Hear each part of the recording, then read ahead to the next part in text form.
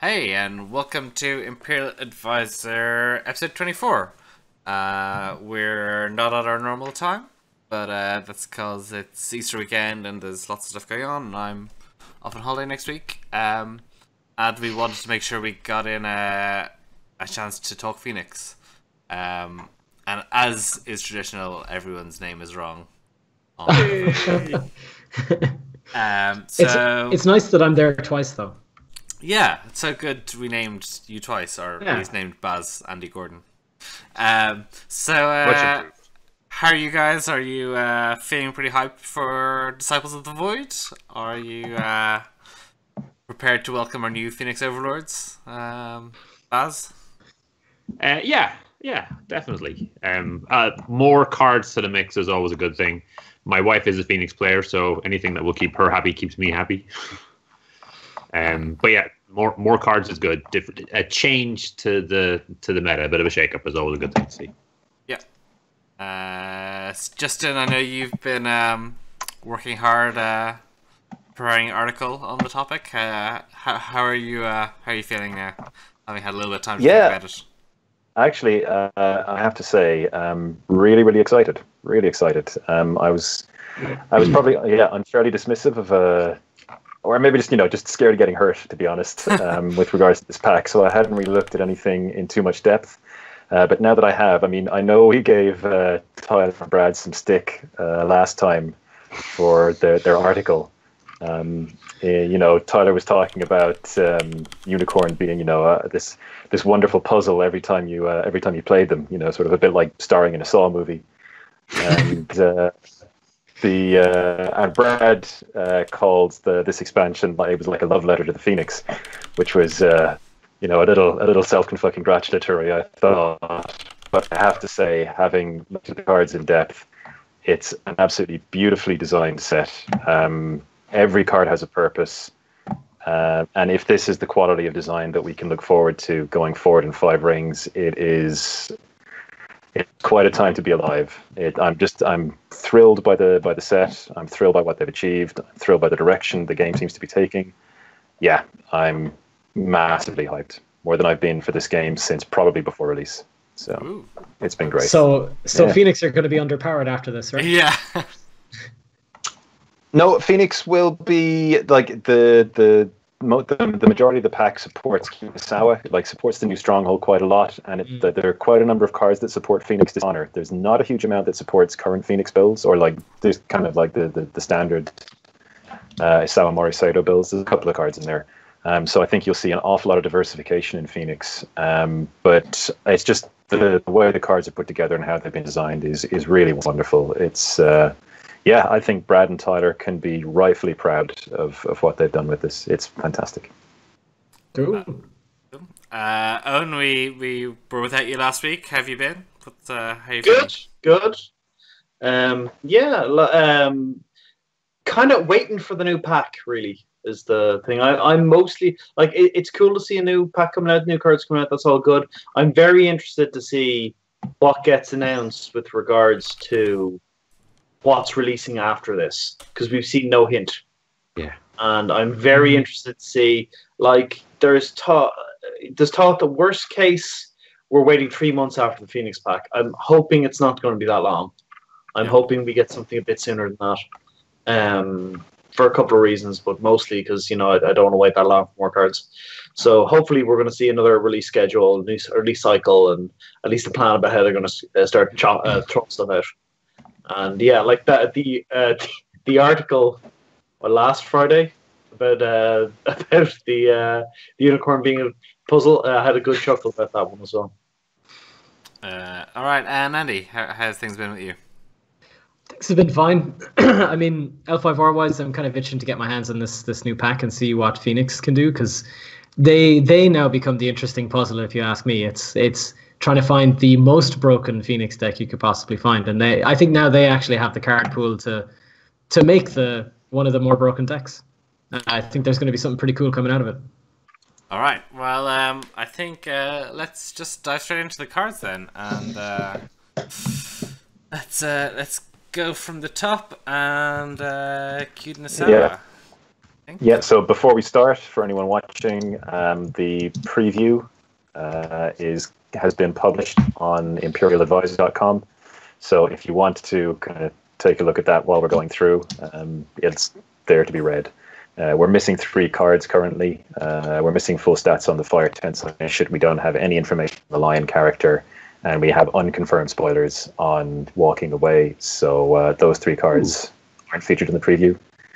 But everything else to be there. So if you want to kind of read along, and the link is in the chat. Oh, good man, good job. Okay, so Kunisawa +1 stronghold strength. Larry Pascal. It's so long since we've done some card reviews. It's sort of all coming back to me. Those long 5-hour shows. Action. Yeah. During a conflict, bury this stronghold. Play a spell event from your conflict discard pile as if it were in your hand. Remove that event from the game. And 11 starting honor, 7 fate. So no big shocks really there. Justin, do you want to talk about this and the sort of archetypes that it potentially enables? Yeah, well, okay, so to start with, I suppose we just take a quick look at the ability. So normally recursion is one of the indications of a completely degenerate card, but the recursion in this case is actually quite tightly prescribed. It's a specific card type. It's playable at a specific time, and that card is removed from the game. So what this actually functions as is a kind of card draw. So that's really the way you want to be looking at the stronghold. So this has a number of interesting implications when we start to see cards later on, which we'll talk about maybe when we get to those cards. But we'll just talk about the specifics for this first. So at the moment, there's a fairly short list of spells this actually works with. So you've got Against the Waves, Benton's Touch, Clarity of Purpose, which is in this expansion, Consumed by 5 Fires for Seekers Only, which Phoenix can't currently play. Karmic Twist, which is in this pack, Know the World, and Supernatural Storm. So there is a fairly short list there. So when looking at archetypes that could come from this stronghold, so I suppose the thing to do is to take a look at the kind of effects that the stronghold can best leverage. And there are 2 cards that stand out in that regard. And those are Against the Waves and Clarity of Purpose, which we'll talk about in more detail later. So Clarity of Purpose and Against the Waves are both unbow cards, effectively.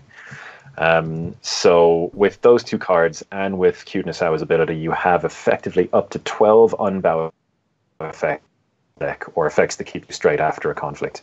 Now that number isn't entirely specific, because if you want to unbow a character after conflict with Against the Waves, obviously you can't recycle it in that fashion with Kunisawa, but the capacity is there to use up to 12 unbow effects from those cards in one game. So that immediately is a core strength. That's something that the Kunisawa can do that nothing else that no other stronghold can match or come close to. So then you want to ask yourself, well, what kind of decks benefit from unbowing? And those kind of decks are tower decks. Tower decks, which is basically a character, usually quite powerful in its own right, with a whole bunch of attachments on it. And so again, one of the decks that immediately suggests itself is a spell tower deck, where you have a Shigenja with a lot of attachments that you then unbow with Against the Waves, or Clarity of or keep from bowing with Clarity of Purpose, and yeah, you take advantage of the spell synergies. And there's another one in Karmic Twist, which again we'll get to a bit later. So basically, what you have is a deck that builds enormous towers, keeps them straight, so opponents have a really hard time both defending and attacking, and uses Karmic Twist to keep those towers on the table by using its ability to place fate back onto your tower characters. So that is one archetype that immediately suggests itself. After that, things get a bit more nebulous, because the stronghold effectively draws cards. Dishonor is also, looks like it's more than perfectly viable out of the stronghold. I'm not sure that the specific support in the spells is really there for it, but at the same time, that's something that could open up in the future. So, I mean, if you're bidding low in Dishonor, if you're bidding 1 or 2 each turn, then the capacity to effectively bow your stronghold and draw an additional card is really quite powerful, and that can be compounded with Forgotten Libraries, with Shrine Maiden, whose value has skyrocketed. It was already quite high. It's completely skyrocketed with this expansion. So so Cuteness Sawa. So those, I mean, as I said, those are the two kind of archetypes that immediately spring to mind. There may be more because the range of deck building possibilities for Phoenix is now really huge. Actually, there's so many things that Phoenix can try and do. And another thing to keep in mind with the Stronghold is that as the number of spells increases, the power, the flexibility, the consistency and the versatility of Cuteness Sawa will also continue to increase. So this is a stronghold that is going to improve with every spell that releases that it can recurse. So even if it's not quite on par with Sawamori Seido right now, it absolutely has the capacity to match and completely exceed Sawamori Seido with another few spells. So it's it's a really interesting and powerful stronghold. So okay, there we go. Owen, what are your sort of initial thoughts on Cuteness Sawa? I think it's actually fairly solid design in some ways. Like, recursion is always a worry, especially on a card that starts in play and you're going to have available to you in every game. But the thing is that a load of the more abusive Phoenix cards kind of leverage having extra glory. And all of a sudden you lose that very kind of, initially it seemed a bit underwhelming. And as we played with it, we started to see how good the other Phoenix box could be. So you don't have that anymore. So like some of the, for example, the Magistrate doesn't work, and the new Province isn't going to work with this box. So this box comes with it. It is going to be a different deck. And that's nice. And especially as the card pool diverges and we get more cards into pool, we'll start seeing people going, okay, let's play something different. Especially if you have a problem-solving spell or two copies in your deck, the ability to use each copy twice potentially if its thing is very strong. So I'd say this one will come to become, it may not be initially the one of choice, but I'd say as the card pool broadens and you start getting better toolbox spells and more flexible spells, we're going to see this one become really good. And it's good in one way to get this right out of the start, because it means they know, hey, any spell that we put at print can be used twice. So to have people aware of that, like you guys said, though, and this is just going to be my only addition to this because I think you guys have said it all. Nice that you mentioned that it's a well-constructed recursion card, because it only brings back stuff that can be played immediately. So it can bring back spell reactions if they ever want to print spell reactions. So that's also a pretty good thing. That means they have a lot more leeway. Yeah, not being able to recurse display of power is a really big deal. That would be a bad move. It would have been a bad move. Yeah, so I think, like you say, good design here, good restrictions on it. Subtle, but definitely does the job, I think. And Baz, maybe throw this one out to you. Do you think this might adjust how the numbers of copies of spells you're liable to play in a deck? Does it tempt you to play more 2-0s, for example? Or not? Well, that's an interesting point. I think right now you're kind of limited in what options you have, so people are going to play as many of them as they can. I think a good comparison of this stronghold is with the Scorpion stronghold, which is considered by many to be the kind of top one there, because if you leverage the Cuteness Sawa every turn, you're essentially drawing an extra card every turn, which in a way is how the Scorpion decks have been using it. However, you can't always rely on it. If you don't draw a spell first turn, then you're not going to be able to play that spell, bow a stronghold, and get that action back again. So realistically, you're probably going to get maybe 2 uses out of the stronghold over an entire game.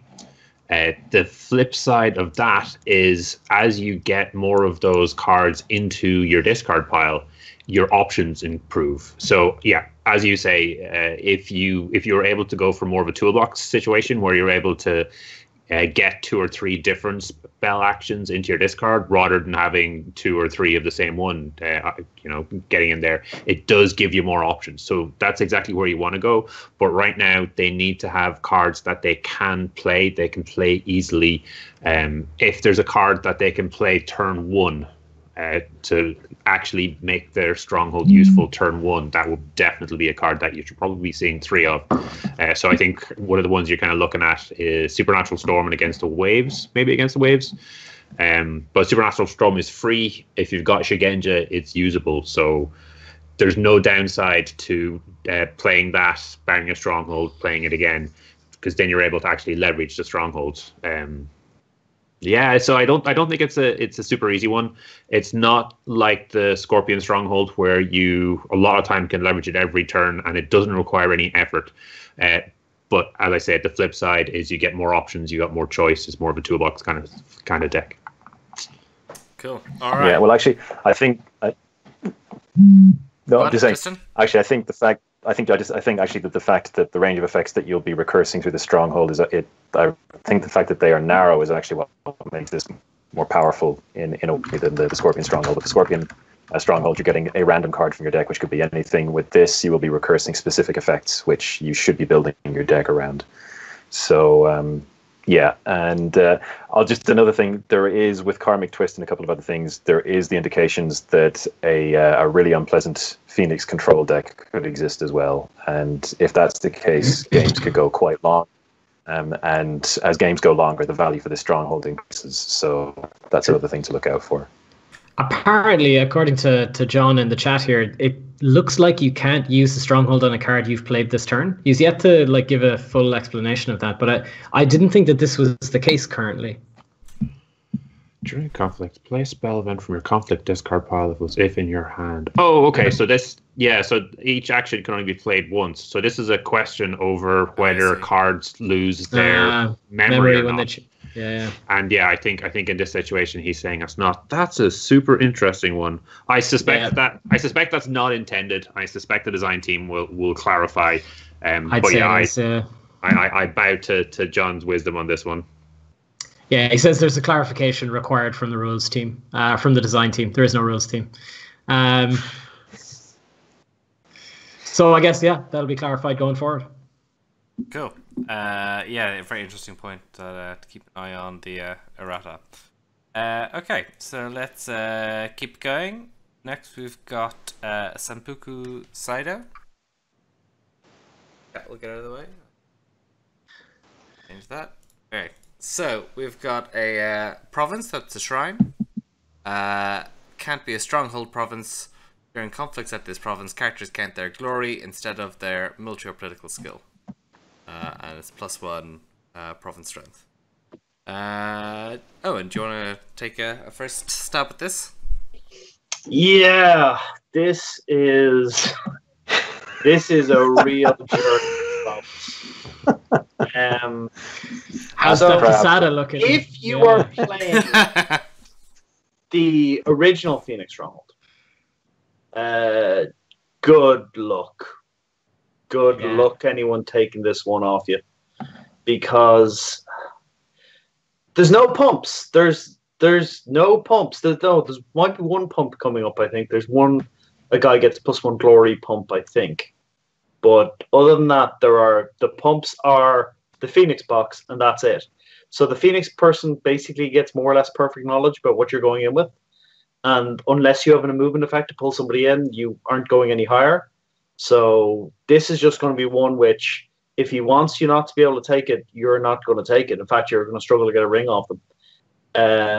And especially if it is fire element, as we believe it is, that's a really good slot to put, slide a fire in really easy in your deck. And then you've got a row of provinces, one of which you're probably going to struggle to take. So that means they're going to have to take all 3 of your other provinces to go for your stronghold. And you can have some nasty provinces in there, particularly if Phoenix ever got, Secret of Void again. Wow. Yeah, bad times. Bad times. Justin is grinning like the cat that got the cream. So much fun.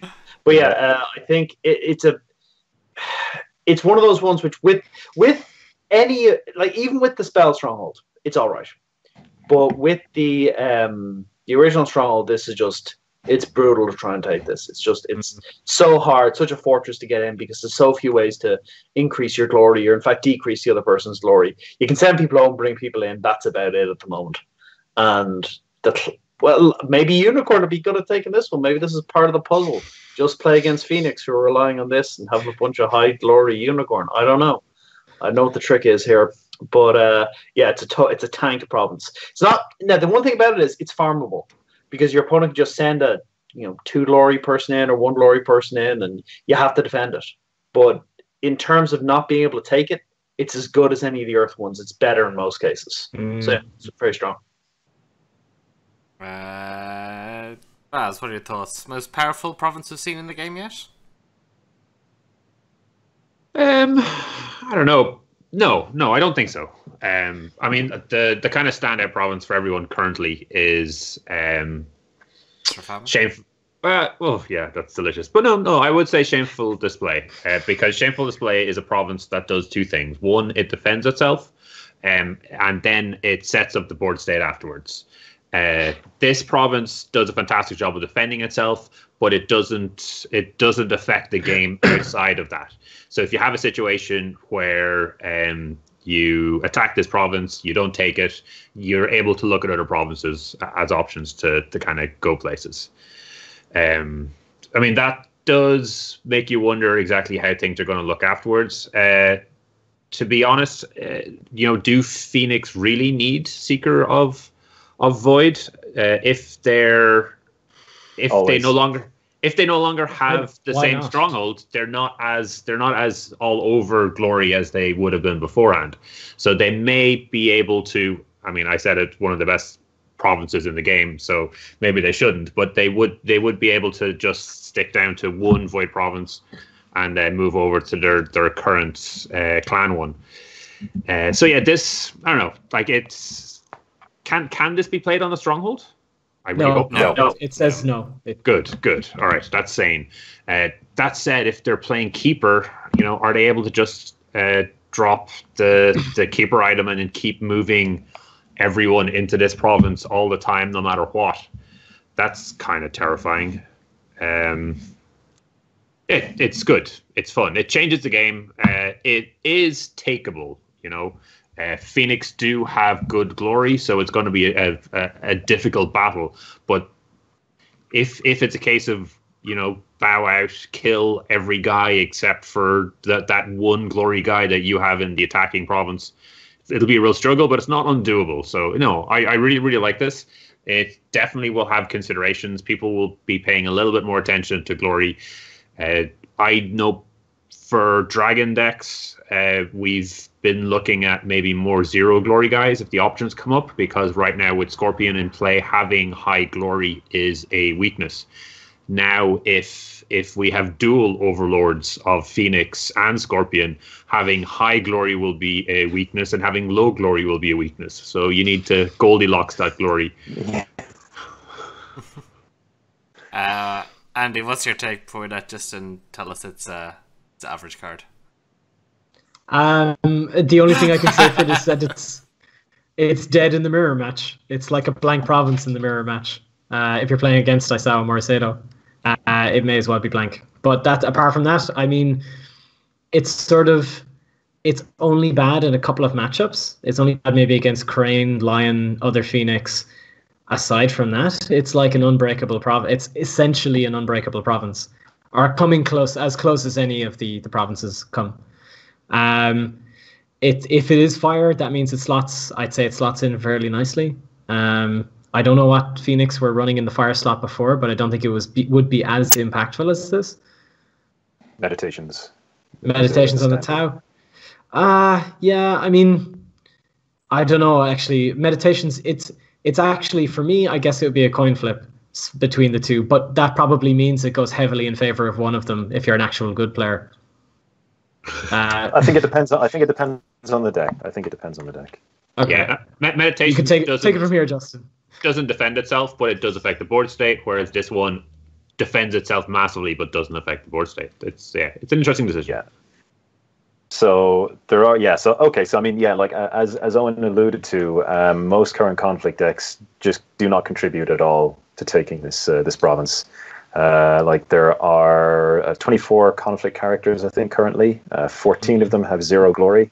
Phoenix own 2 of the remaining 9 with 1, and then there's Bayushi Kachiko, who's the kind of the outlier there. Someone's done their homework. Oh, someone has done their homework. Someone's done lots of homework. So additionally, because it's not a triggered ability, Pathfinder's Blade cannot turn this off, which is a big deal. Yeah. So I would actually, I disagree with Owen on the farmability necessarily. This actually functions in many ways like a Phoenix-only pilgrimage, because you have to either equal the defending army's glory or beat it in order to win the conflict. And if you do so, you're probably breaking the province. So in essence, it functions almost like another pilgrimage, or functions like a pilgrimage for Phoenix. Now, there's one element that really hasn't been discussed yet, and it's huge for this card, and that is holdings. Yeah. A holding placed on this province can make it basically impregnable. If Phoenix get Kanjo District on this, it's never going away, ever. And you've got Miya Satoshi to fish Kanjo out of your deck, or at least to mill your deck for Kanjo, and Miya Satoshi can place it exactly on Santoku Seido. And that's +2 province strength, right? +2, yeah. That's +2 province strength, and discard the face, send someone home bowed. So, yeah, in an Isawa Mori Seido deck, Kanjo District on Santoku Seido is, yeah, you're never taking that province, ever. It's hard to conceive of, you know, any reasonable circumstance in which that province is going to go. So, and obviously, like as Phoenix are keeper players as well, keeper initiates are just incredible defenders of this province. They're effectively free to glory defenders, immensely powerful. So yeah, like this province, like it doesn't affect the board, but it can contribute to a province lineup even currently. Something like Senpuku Seido, Kuroi Mori, Public Forum, and whatever else. And Kuroi Mori and Senpuku Seido can be almost unbreakable for certain clans. Like if you're a crab player, facing a lineup of Senpuku Seido and Kuroi Mori is a nightmare. It's a nightmare. So yeah, so this is a card that has really far-reaching implications for deck construction and and how Phoenix are built. So it's really powerful. I mean, it is defensive. It doesn't do anything really much other than that, but it does that one thing extraordinarily well. Hacker could be put in the position of having to commit their entire board to this province to even have a chance at taking it. But on the flip side, it does demand the Phoenix player defend it as well. So it kind of acts like a strange attractor. It just pulls like a whole bunch of characters on the board into it and locks them down effectively. So it's going to have some really strange effects on games. But it's powerful. It's very, very powerful. So okay. That's it. Not mediocre. No. Cool. So next up we've got Support of the Phoenix. So a roll card, which is quite interesting in itself. Oh, right. Yoki. Boom. So increase the deck building value by 8. You may only spend influence on Phoenix Clan cards. So Baz, what do you think the effect of this will be? Do you think there's some clans gonna really jump on top of this in particular? No, I don't. I think it's a really good idea. When you buy this pack as a non-Phoenix player, you can crack open this card, and you get a lot more options from what are in the pool. And as we'll talk about later, there are a few cards that are very high in influence that you definitely could consider, and this will allow you to splash it in. But playing Support of the Phoenix will mean you're not a keeper, you're not a seeker, and you don't have an element. That cuts out a lot of powerful cards that people are playing at the moment that are gonna have to be justified by the inclusion of Phoenix cards that outweigh those benefits. Now, I did sit down myself during the week, and I had a look at the kind of cards that we've seen so far for the Phoenix, and I tried to put together some kind of splashes. And I was able to put together some decent splashes, I felt. But to actually go up to the full 18 felt like a lot of work. A lot of the time, I was able to do it by going for a keeper roll, or even with the seeker roll, gave me plenty of influence to actually get the main core cards that I wanted. Conflict decks are getting tighter and tighter. There's a lot of good cards appearing in clans that are kind of focused on the integral teams, and there's a lot of really good neutral cards that we have already out there. I'm not sure how this goes forward. Presumably we're going to get one of these for all of the clans. I don't. Scorpion pack next, please. Yeah, so I mean, is it basic? Yeah, that'd be really nice actually. But is it a case that these are kind of the defaults? You're not playing a faction, or you're not playing Keeper Seeker, so you pick one of these if your Keeper Seeker cards aren't up to it, or is playing this actually giving too much away because you instantly reveal exactly what clan your splash is? So there's a bit of a downside there. I definitely like what they're doing. I like that it opens up options, and maybe down the line when we see greater number of cards and greater number of kind of crossovers and interactions, which I think as we kind of get into later, I think is definitely happening already. I don't feel the numbers are there right now. I don't feel the power from the Phoenix pack for other clans is justified in going completely down that route. But I definitely like what they're doing. All right. Anyone else like to jump in on support of the Phoenix? It's interesting. It cuts you off from a lot of different Keeper and Seeker cards as well. And there probably should have been something for the Phoenix for this one, that they could take this one for some reason, which would have been nice. As is, it's basically the one card of the pack that is useless to the Phoenix clan.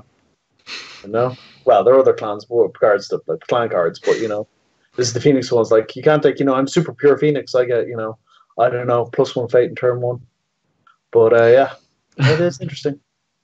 Like, it cuts down your card pool, but expands it in other ways. In terms of, I know some crowd players are talking about taking it just to use the one of the spells in this that we're going to talk about later on, because it's 3 influence. The thing is, actually, we'd really love to play 3 copies of that. Walking the way. That's Karmic Twist. Oh, Karmic Twist. Okay. Or Clarity. They're both 3. Yeah. Anyway, we'll get to. Yeah, okay. But no, some crowd players are considering trying it. Certainly, I think they like the idea of the basically that having that much extra influence to work with. Yeah. Okay, let's keep on rolling. So we're going to skip over Fire Tensai Initiate. We don't know anything about that card yet. Pretty much, we know of its traits, but we're waiting on one. We're waiting on one value. We're waiting on its glory score. Because it's a 1 fate cost 0/0 fire Shigenja Scholar, but the glory is unknown, and the glory could completely change. I mean, the glory makes a huge difference. It could be a garbage card or an amazing card. So we just have to wait and see. I imagine if it's a fire scholar, it's probably going to be decent, like 2. Yeah, but a one fate cost 0/0 with 2 glory, just kill me now. But that said, it will be another 1 cost Shigenja. So it's desperately could do with those. But anyway, we'll wait until the glory score for a full review, because do we know change things. Do we know if it's Dynasty or Conflict yet? It's Dynasty. It's Dynasty, yeah. Okay. So we have Pacifist Philosopher, a character, a courtier, a 2 fate. Zip 1 with 1 glory. Reaction after player passes on declaring a conflict, gain 1 fate, limit twice per round. Baz, do you want to start on Pacifist Philosopher? No, I think he's terrible. Really? That's all I know. That's all I have to say. I'm gonna argue with Andy? that. I actually think in a control deck, it's a good card. For control and against control, it's a really good card. In military, I think it would just be a waste of space.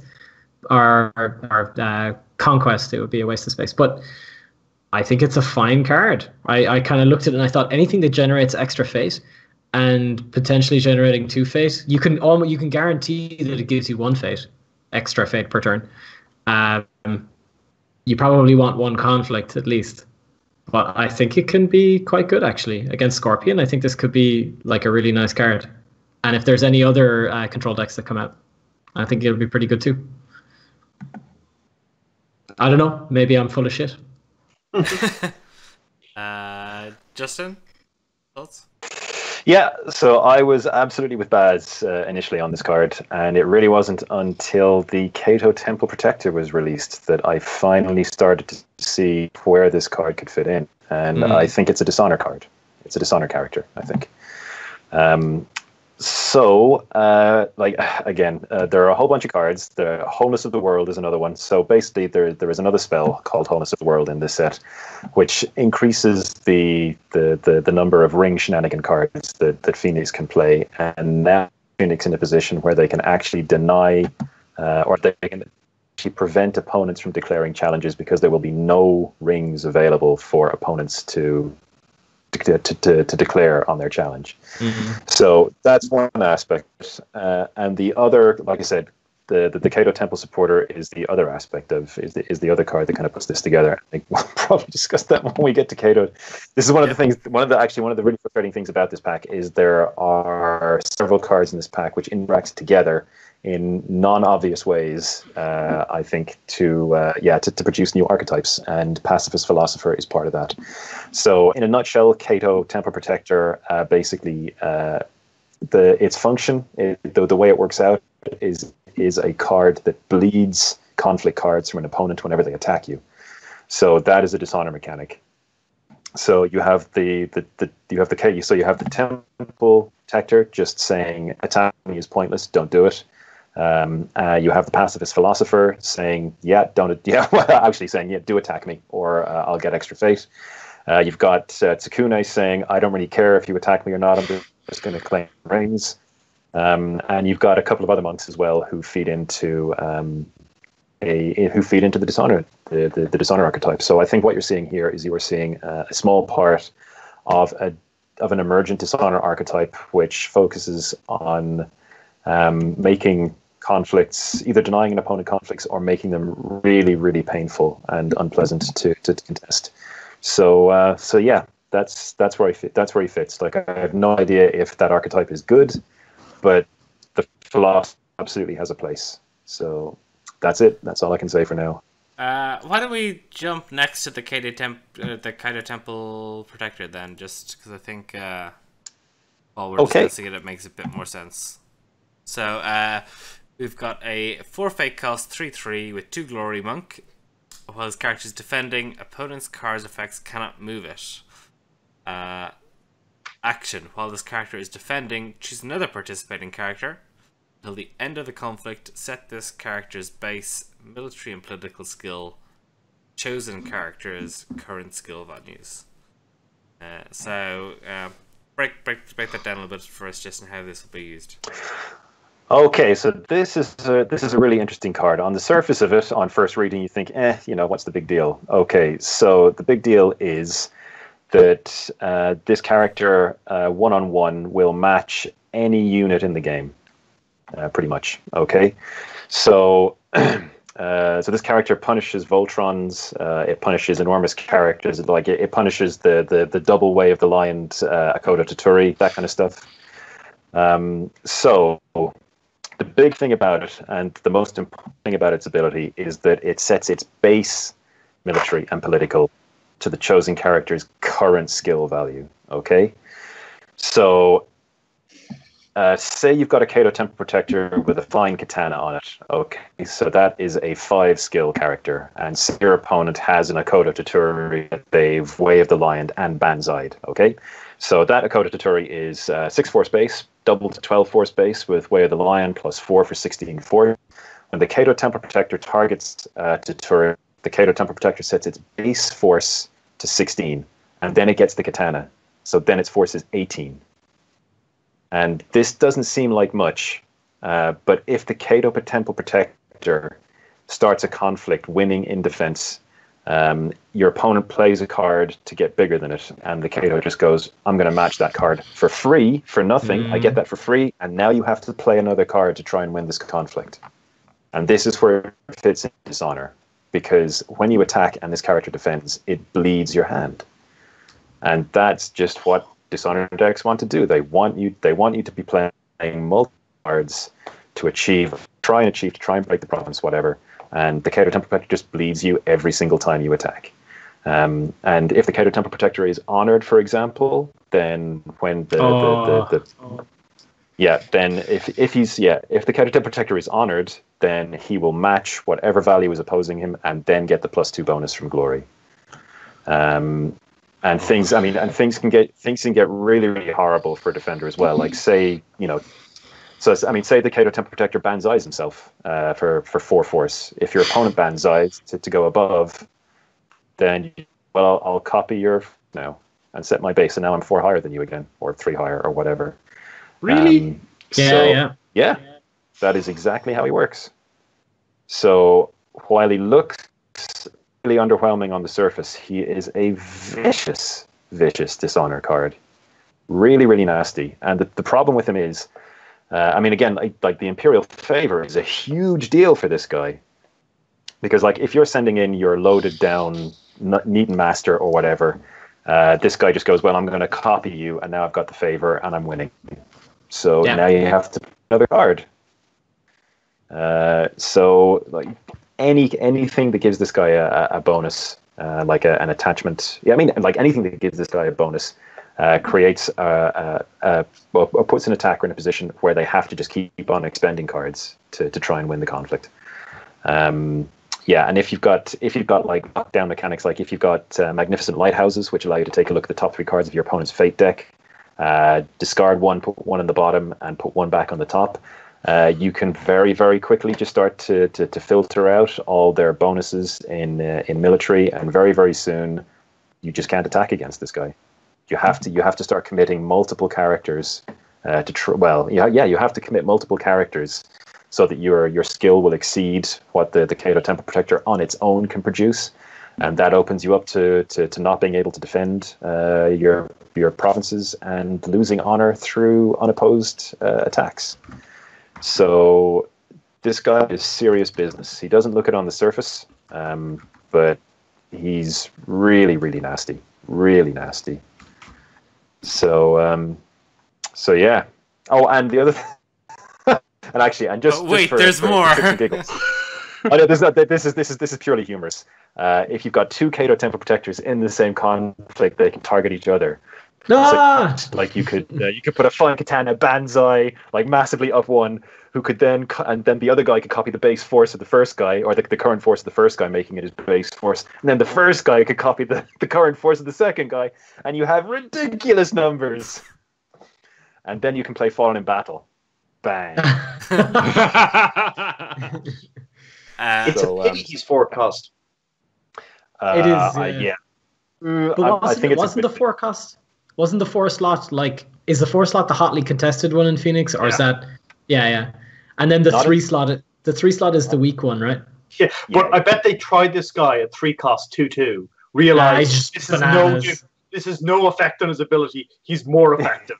Up to 4 costs and 3/3 with him. Yeah, absolutely. What's the most expensive we can make this guy and still have it be reasonable? But yeah, he's amazingly good. The thing is, like in the Dishonor deck, there's not a huge amount of competition in the 4 slot, in the 4 cost slot, just because he's part of a new archetype effectively. This expansion brings about. So, but he's your go-to defensive guy for Dishonor. He's an absolute bastard. He is a monk though, and monk currently, at least up until this pack, isn't one of the traits that has any interest whatsoever to the Phoenix. There are a few other monks. Oh yeah. So there are a couple of other ones. There's Kato Kasori in the conflict deck, who and the thing is the other giveaway is that the two of the 3 other monks that Phoenix have, the Henshin Disciple and Kato Kasori, Shrine Maiden being being the final one. 2 of them focus on the Dishonor rings. So the Henshin Disciple focuses on air, fire, and Earth. Which are the Dishonor rings, and Kato Kasori focuses on the Air ring. So the monks themselves fit coherently into a Dishonor archetype. They have abilities that work in those archetypes. So yeah. There we go. Owen, are you? Yeah, and Kato. Take on, Justin. Sorry, and Kato Kasori also has synergy with the Kato Temple Protector if you can if the attacker is declaring an air conflict, then Kato Kasori will give you like a passive 2-force projection into the conflict where the protector is forcing the attacker to expend even more cards. So it's a defensive Dishonor deck. Are you a sad pan if this isn't a crab card? It feels quite crabby. It'd be a great crab card because Crab want more stuff to make them good at winning in the defense, because we don't have a huge amount that makes us good at winning the defense. So yeah, we'd certainly take something like this, but hopefully there's stuff coming along the pipe for us. Cool. Anyone else like to jump in on Kaido Temple Protector? Baz, I saw you looking closely and then looking quite pained as Justin talked that through. Yeah, no, I'm just thinking about Centipede Tattoo in this particular deck. So Centipede Tattoo on this guy means if you ever lose a conflict with him, he doesn't bow. So all you need to do is just be slightly under, which is actually kind of tricky with this guy. But if you get it down on him, he becomes a massive roadblock, and either they don't take the or they lose the conflict and he bows, or they don't take the province because he's got tons of whatever skill is relevant, and then he's ready for the next conflict as well. Yeah, that sounds kind of interesting. I'd definitely be interested in putting together a dragon splash into Phoenix Monk deck and seeing where it goes with that. Cool. Yeah, he's good. Yeah. Okay, so back to our already scheduled programming. We've got Shiba Tatsu.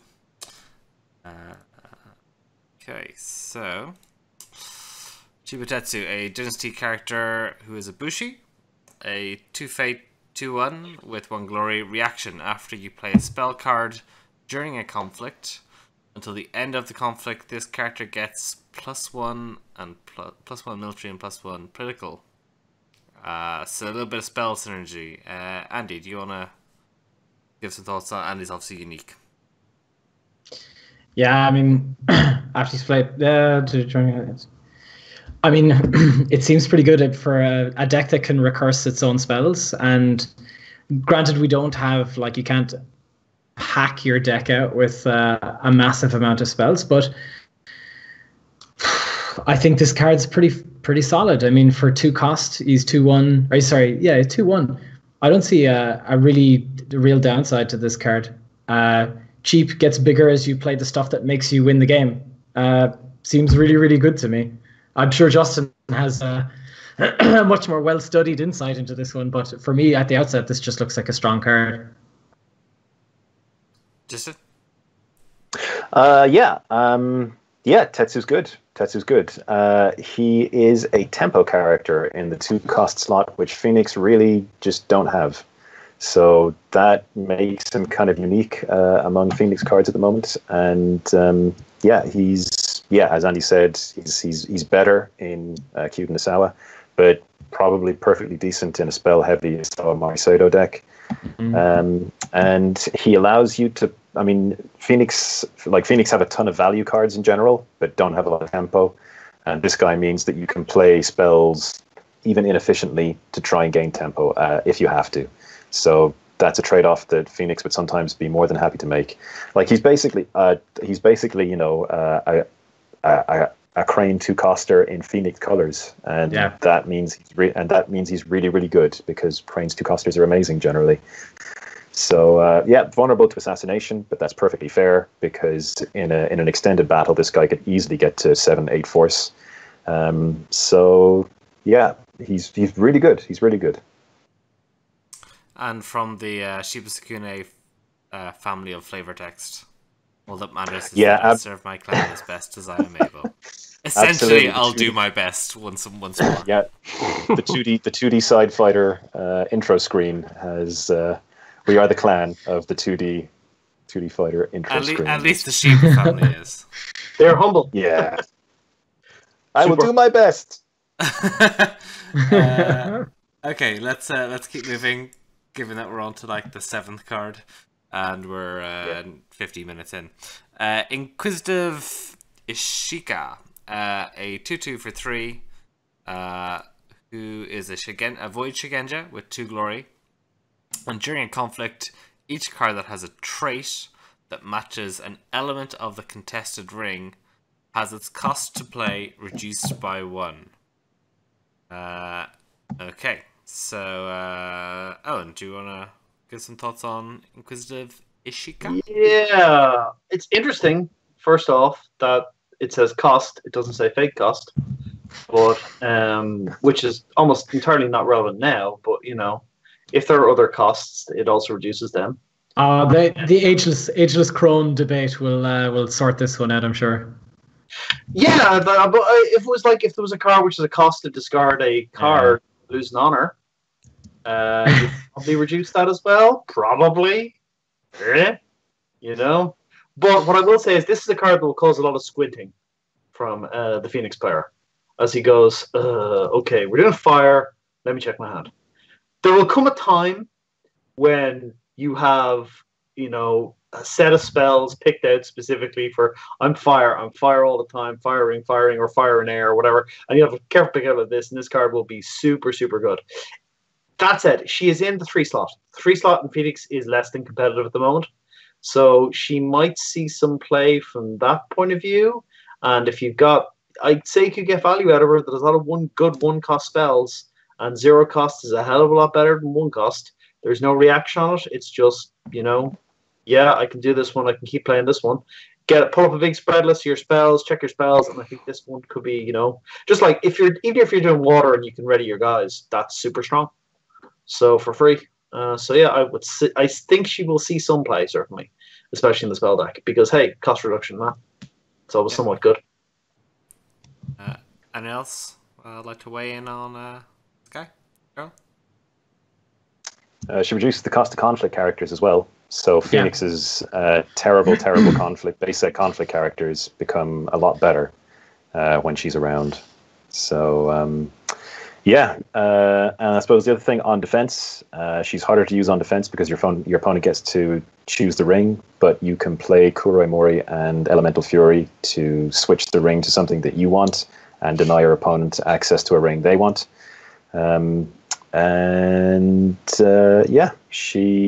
She's very good. I mean, I think she's a potential support superstar. I think she could do some incredibly heavy lifting in certain decks. So, and she stacks as well. So if you've got 2 of her on the board at the same time, she'll reduce costs by 2. So those are free display of power. That's display of power for free, which seems pretty good. So she's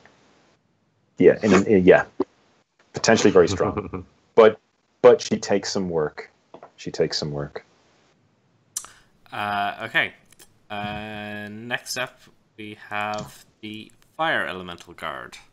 So a 4-cost 4/2 with 2 glory Shugenja Fire Army. No attachments except spell. Action: during a conflict in which you have played 3 or more spell cards, choose an attachment, discard that attachment. Andy, you're shaking your head. That requirement too steep, you think? 3 is too many. I mean, too many to actually get, and then the effect of it to be discard an attachment. This is just too. It's overcosted. And yeah, I mean the stats seem all right. I guess could be. No, I don't see a scenario where this. You essentially have to play 2 spells with the new stronghold, and then recurse one of them. I just don't see the value, and I just don't. No, and no attachments as well, except for spells. I mean, no.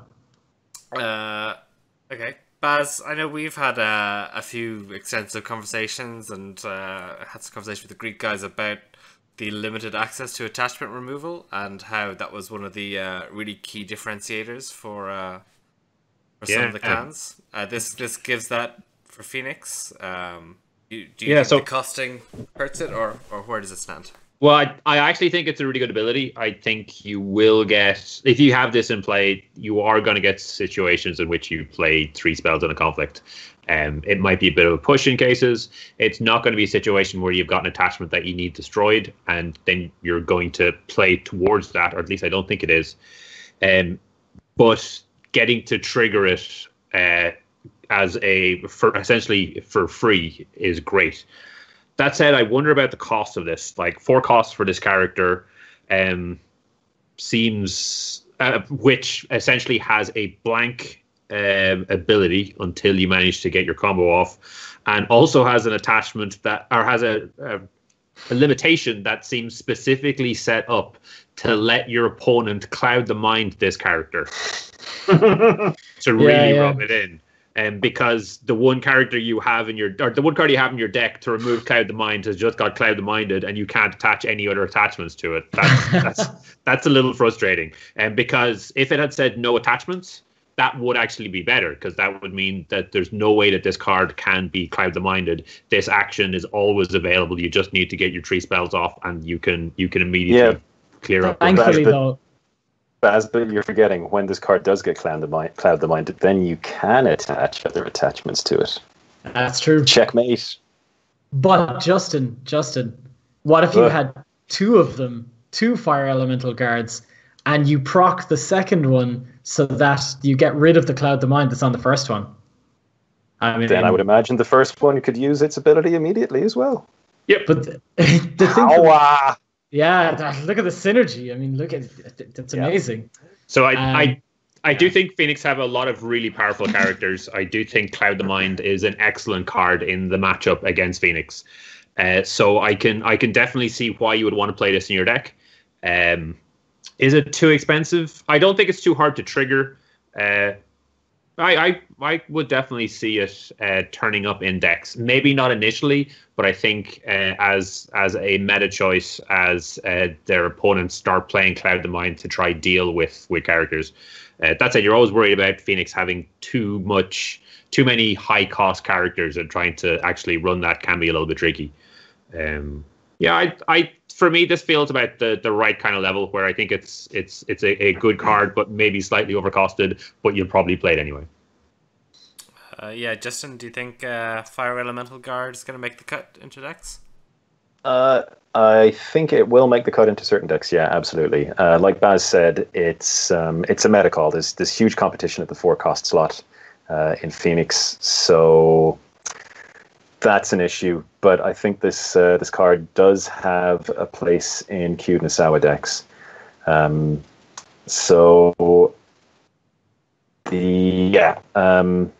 Lost train of thought. Yeah, okay, so Katana of Fire is a spell. So there are spell attachments that this guy can attach, and this guy synergizes with Katana of Fire. So Katana of Fire on this guy is going to make him 6-force base, and things will just get bigger from there. So he's a quasi kind of tower who keeps who can remove attachments. I don't think the cost of 3 spells is going to be that high in Cute Nasawa. There could be some times when it pinches you, but it should be okay for the most part. The big thing, I think, is that this guy is non-unique, and we're going to see when we get to Karmic Twist why that's now becoming a much more important thing for Phoenix. So if this guy is going to be like one of your elected kind of towers for a Cute Nasawa tower deck, then the fact that he's non-unique is really important. He's not overwhelming by any stretch, but just having the ability, or basically having a card like this available in Phoenix's card pool is fantastic. For that alone, I'm happy that he exists, even if he doesn't see regular play. But I think he'll make the cut in decks, and I think he'll annoy a lot of people. So I do feel it's important to note that this is the first case of a Phoenix character who is immune to pacifism. This is how it starts, people. First Phoenix characters who are no longer pacifists. Not advocates for peace, not pacifists. I think that's whatever the first army was in. The second. What was that the Horde is the first army, I think. The Motor Horde, yeah. Yeah, Yeah. and they So had no it's the attachments first- as well. It's the first Maybe Phoenix 15. army. Yeah. All right. Be a lot happier at 3 cost. I'd be a lot happier at 3 cost 3/2. Yeah. Yeah. So would I. I would actually, I think he'd be more acceptable in his current form if it wasn't an action and if it was a reaction. Yeah. I'd be much happier if he was 7 cost, maybe 8. Yeah. Spot the dragon player. All right, we're keeping it going. We've got a Sawa Tadaka next, a 5 cost 5/3 because Phoenix don't have any 5 costers. An Earth Shigenja and Elemental Master. Is this the first Elemental Master? Yes. Yes. Yeah. And 2 glory. Okay, so each opponent, interesting wording, cannot play copies of event cards that are in his or her conflict discard pile unless the Earth Ring is in that player's claimed pool. Justin, how do you rate this guy?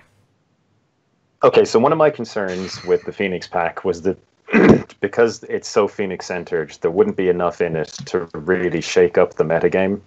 And I will go on record now as saying Isawa Tadaka is the single most impactful character that has been printed in this game so far. He changes the game for every clan. Some less than others, but some clans with this guy in the environment have to seriously rethink how they approach the game. Specifically Crane and Scorpion, which is important for a reason we'll get to in just a second. So the immediate comparison I suppose you'd make would be with Guest of Honor. So Guest of Honor, on the one hand, allows no outs. So the Guest of Honor is in ways more surgical and more precise and honed than Tadaka.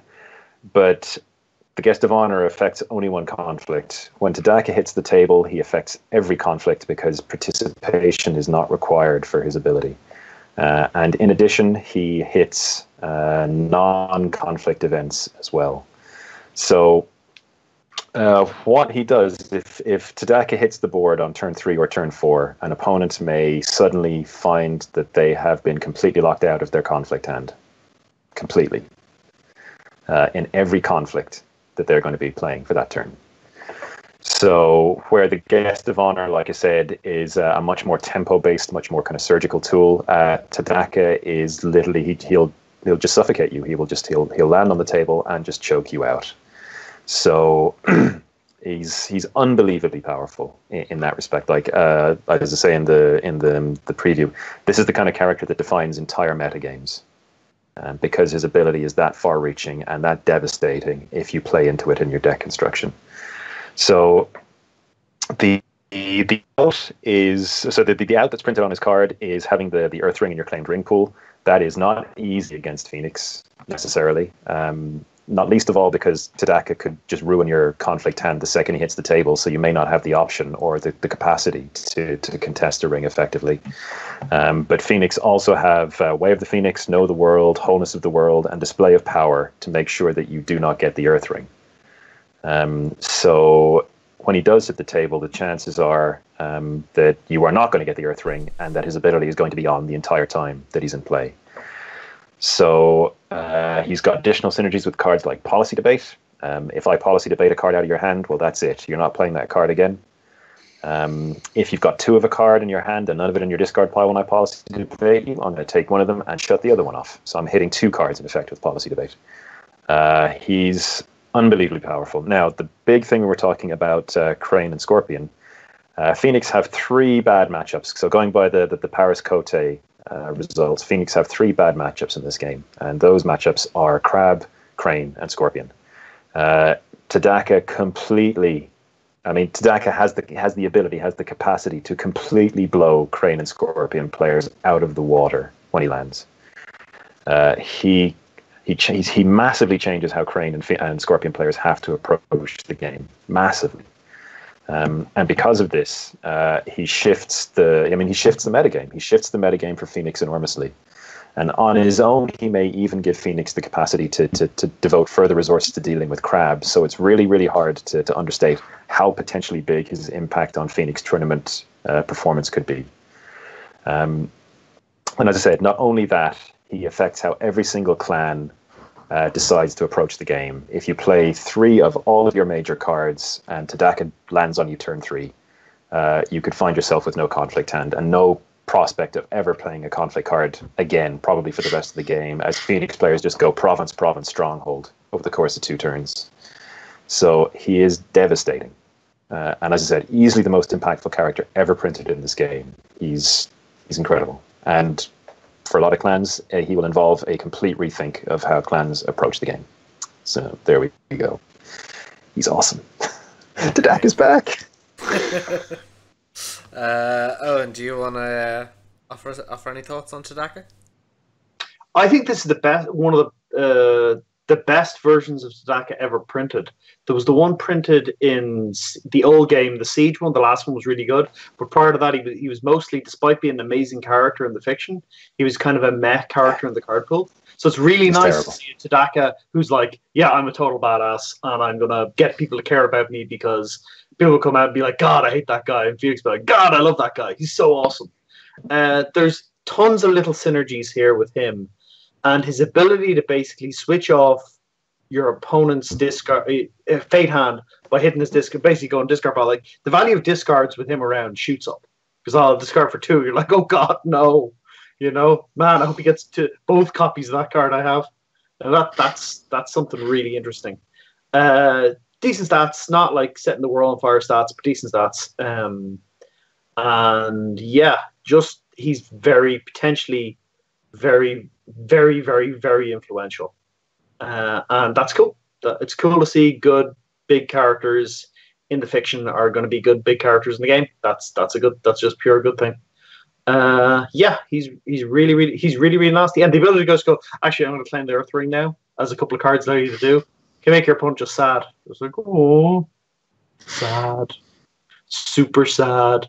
You can try and get him in like outside the phase, but they can claim it even then. Terrible. Yeah, I think he's great. He's really good. Baz, Andy, any further thoughts? Yeah, I mean, the only extra thing, he increases the value of Ring of Earth and every other discard card you can possibly have. Justin mentioned policy debate. Anything that gets cards out of hand, this guy just doubles or triples the value of it. And then he's also has some synergy with the new stronghold, the new Fink stronghold, because you can very easily recurse stuff out of your bin. So, and he only affects opponents. He only affects opponents. So I'm not even. It doesn't even matter. What am I saying? Yeah, so Phoenix are the only clan with outs against them, really. Andy was saying, Kyudnasawa, you can just recurse events out of your bin unless you've got 2 of the same event in your bin. 2 of the same copy.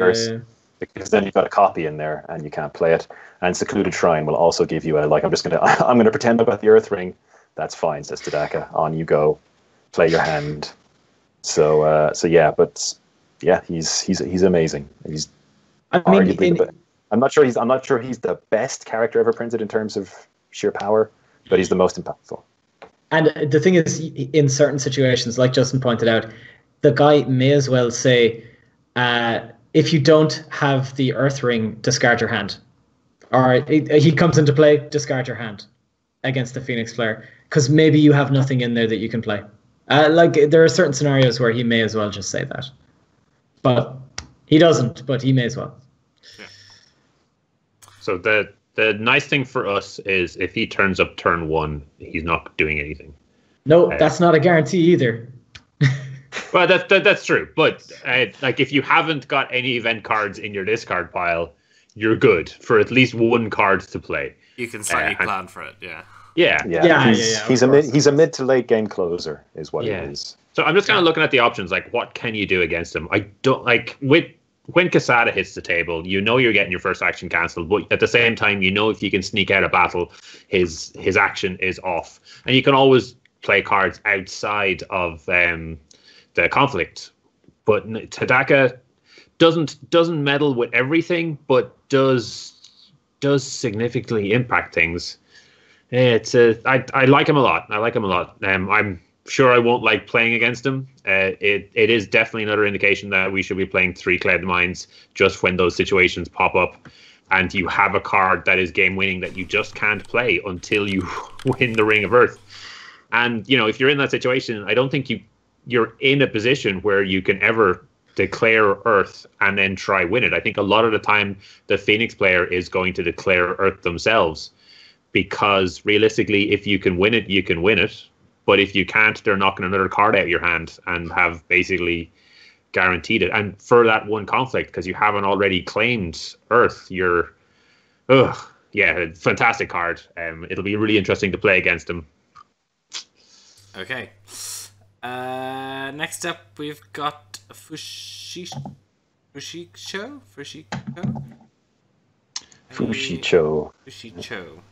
I'm going to call it Fushiko. That's great.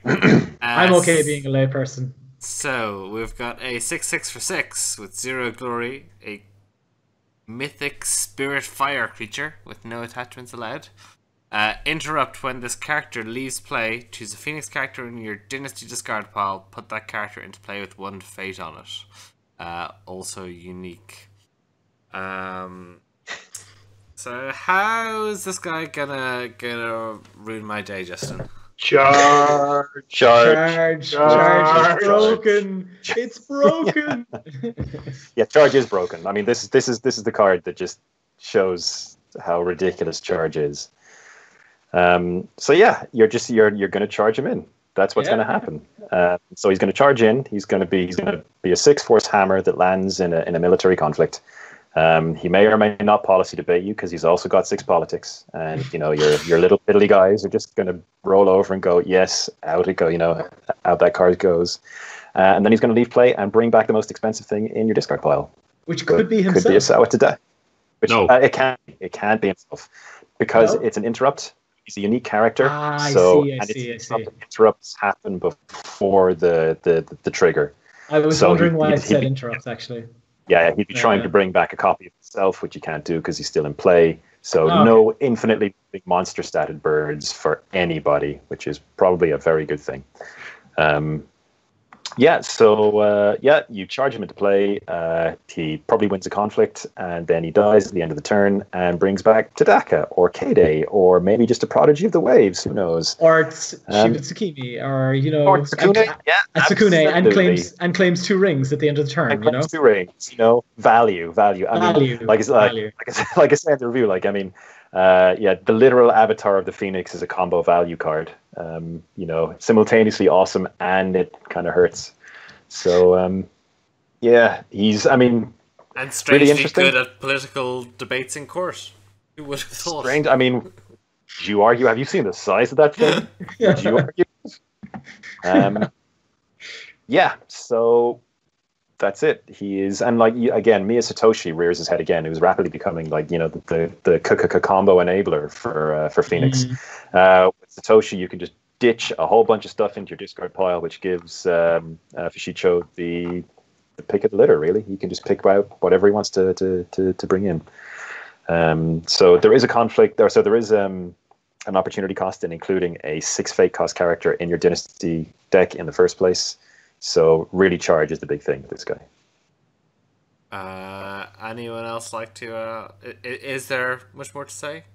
Oh, there is value in him. I think there's definitely going to be Phoenix Splash and Crab out of this, and it's going to be Reprieve for extra charge value, and it's going to be Stoic Gunso, because you can go charge in Fushiko.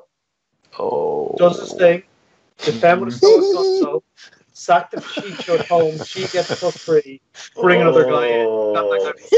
Those massive blowout turns potentially. Massive blowout turns. That's amazing. Good lord! It's boom boom. It's good. Good to be a gangster. Wow. Yeah. And he can wrap up. Just gonna. Yeah, you can get insane value out of him. The only thing I'm shocked at is that he's not also Shigenja. Because in the old game, I think in old L5R, this card would have been a Shigenja as well. Yeah, probably. But honestly, it's just, he doesn't need any more. He's already broken enough. Yeah. So, so for the low cost of 1 fate and a charge, you too can get upwards of 11, 15 fates worth of value out of it. Yeah. Well played, Fushiko. Well played, charge. Charge needs a serious looking at this stage. Yeah, yeah. And even if you don't play Charge, if you pay the 6 costs to get this character in, it's still worth it. No, yeah, it is still worth it. Don't make that face. In a pinch. Well, you get a 6/6 for a turn, and then you get Tadaka the turn after. Like that's still pretty good. Yeah, it's also worth noting. Like, yeah, he brings a character back with 1 fate on them, but they will immediately lose that fate because of the way the fate phase is ordered. So yeah. But even so, he's still. So you're slumming it, but that's a worst case scenario. You get a 6/6 in play, and then Tadaka next turn for 6 costs. Absolutely. Yeah. When you put it like that, it seems fairly reasonable. Pretty average. Yeah, let's never do that. Charge every time. All right, let's move on so I don't have to look at that. Secluded Shrine, a +0 Prophet Strength holding shrine with the reaction after the conflict phase begins. Choose a ring. Until the end of the phase, you are considered to have that ring in your claimed pool. So I think we've alluded to this kind of a couple of times, talking about Earth on the defensive and stuff like that. Baz, any thoughts on Secluded Shrine? It is an extremely cool card, and it opens up a lot of the options that Phoenix have. There's a lot of turns where you're going into it and you're like, well, if only I had this in my claimed pool, then I'd be able to activate my Prodigy of the Waves straight away rather than having to clear water every time. I'd be able to use my Solemn Scholar. Like that's one that I think a lot of Phoenix players look at and are like, can I get Earth this turn somehow? And then I'll be able to use the Solemn Scholar in defense. Like once you have Earth Solemn Scholar, that's an absolutely fantastic action. After that, I have to compare them against the other holdings, and there are so many good holdings for Phoenix. I think it will struggle to find that position, and I don't think it's going to win out in many of the times. But if you have a deck that has, and I'm just looking through the list of all the cards that Justin has conveniently picked out for me to make me look smart. So you've got your Henshin Disciple, you've got your Ishika Initiate, you've got your Katana of Fire, Prodigy of the Waves, and Solemn Scholar. Is that everyone?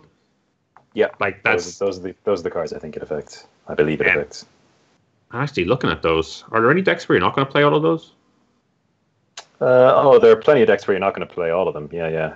But like Prodigy of the Waves and Solemn Scholar are basically staples in most decks because they're like 1 cost Genja and Prodigy of the Waves. So that's your baseline, and if you can get more of it out after that, then it's added value. It's added value. So one of the things that I think Phoenix is now more than capable of doing after this pack is playing a deck that's very similar to the current Scorpion strategies, which is to play a highly reactive, conflict character heavy sort of deck. And a thought I had a long time ago about Crab was that because Crab had like really good conflict characters in the base set, was that maybe Crab would get to a stage where Crab played a deck with 15, 16 holdings, and then they would buy 1 guy every turn from their provinces, and then the rest of the time they would just use conflict characters to make up the difference and basically massage the board state. And you could be looking at a deck like that with Phoenix now. So Phoenix have an awful lot of really good holdings. You've got Miyu Satoshi to dump stuff into the discard pile if you want to go down that route. And then you've got Rebuild to put things back into play strategically.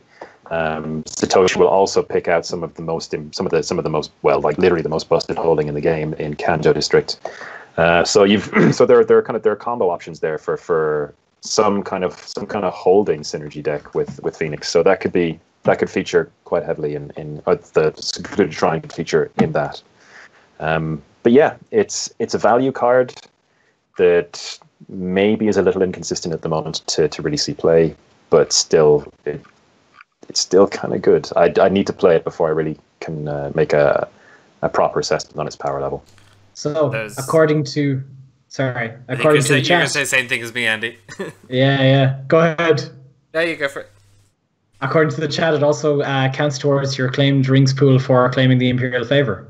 No, I think John was saying it doesn't, but the rules suggest it should, but we've been told that it doesn't. It doesn't. Okay, No, okay. we've been told No, that it doesn't affect your opponent's ability Yeah. to pick a ring, but it does count towards your glory. Yeah. So that's your No. glory. No. Keep reading. All right. It is only considered to be in your claimed ring pool for the purposes of card effects that look at rings in your claimed ring pool, not rules that look in your claimed ring pool. Yeah. Just cards. I read all So of would it, you John. say the Don't worry. wording- I was paying attention. The theory is strong, but the wording is not. Yeah, Like, so it's The rules. Good idea for The the rules are flimsy as fuck. So Bruised and the rules are like wet paper. Should we have Han Solo hanging onto this card going, come on, baby, hold together? Okay, we're keeping going. We're on to Hida Amuro, a 3-cost 4-zip Bushi Berserker. Another Berserker for the crab stable. We've obviously, this is our first non-Phoenix card. With 1 glory, forced reaction. After a player passes on declaring a conflict, that player must sacrifice a character he or she controls. Unlimited. Eoin, talk us through Hida Amuro. Hidamoro, infamous Crab Clan Berserker, iconic Crab personality. Good to see him in the new game. His art is actually a little bit cleaner.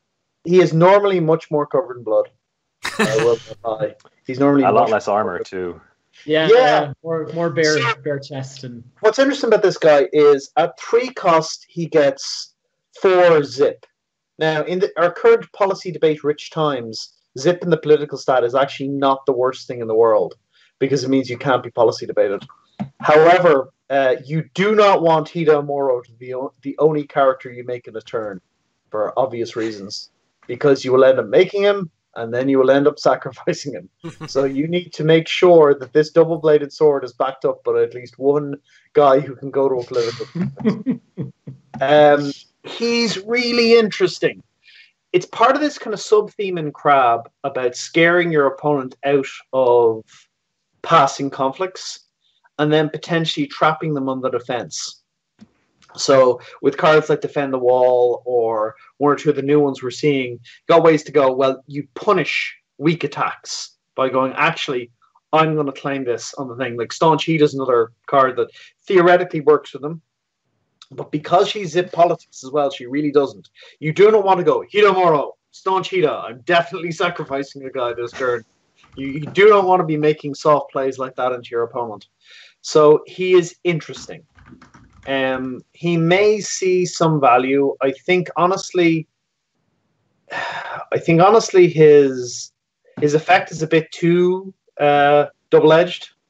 I think, Crab are more likely to be unable to declare a political conflict than your opponent is likely to be unable to declare one. So we'll see. I'm going to give him a go, but I think he needs backup of a lot of cheap guys, and in particular, a lot of cheap conflict guys to make sure you can get that second conflict off, and then ways to win on the defense. So he's interesting. He's about basically forcing your opponent to make attacks he shouldn't make. So that's interesting. I'm not sure how well he works out, but I will certainly give him a go. I think he's a little bit too easy to get trapped in a bad position with them. I think a little bit you'll flip him and go, I can't make him this turn. He will just mess up my turn too much. Because you want to defend and you also want to attack and you can't pass any conflicts. So yeah, that all adds up to I need a lot going on this turn before I can make him. He's a terrible guy to make turn 1, probably. Unless you get a lot of cheap guys in hand. It may not be that bad because you make Hidamoro turn 1. Your opponent has to attack or they lose their character. You then attack with Hidamoro. Then it comes up to your second one. You're like, I think I'll reprieve or maybe Iron Mind this because that's okay. And then that may seal the game from there on out. Like if you have the outs and the Crab do and your opponent doesn't. I mean, if they buy their champion turn 1. You don't buy your champion turn. There's more than enough reason to not buy. Well, okay, yeah. Okay, fair enough. Way the Crab, obviously, yeah. But this means if they buy 2 champions turn 1. Well, what you can try and trap them with is he's another way to trap somebody by going, okay, well, I'll Hidamoro and I'll assassinate your guy, and now you're in trouble because you're going to lose that guy this turn.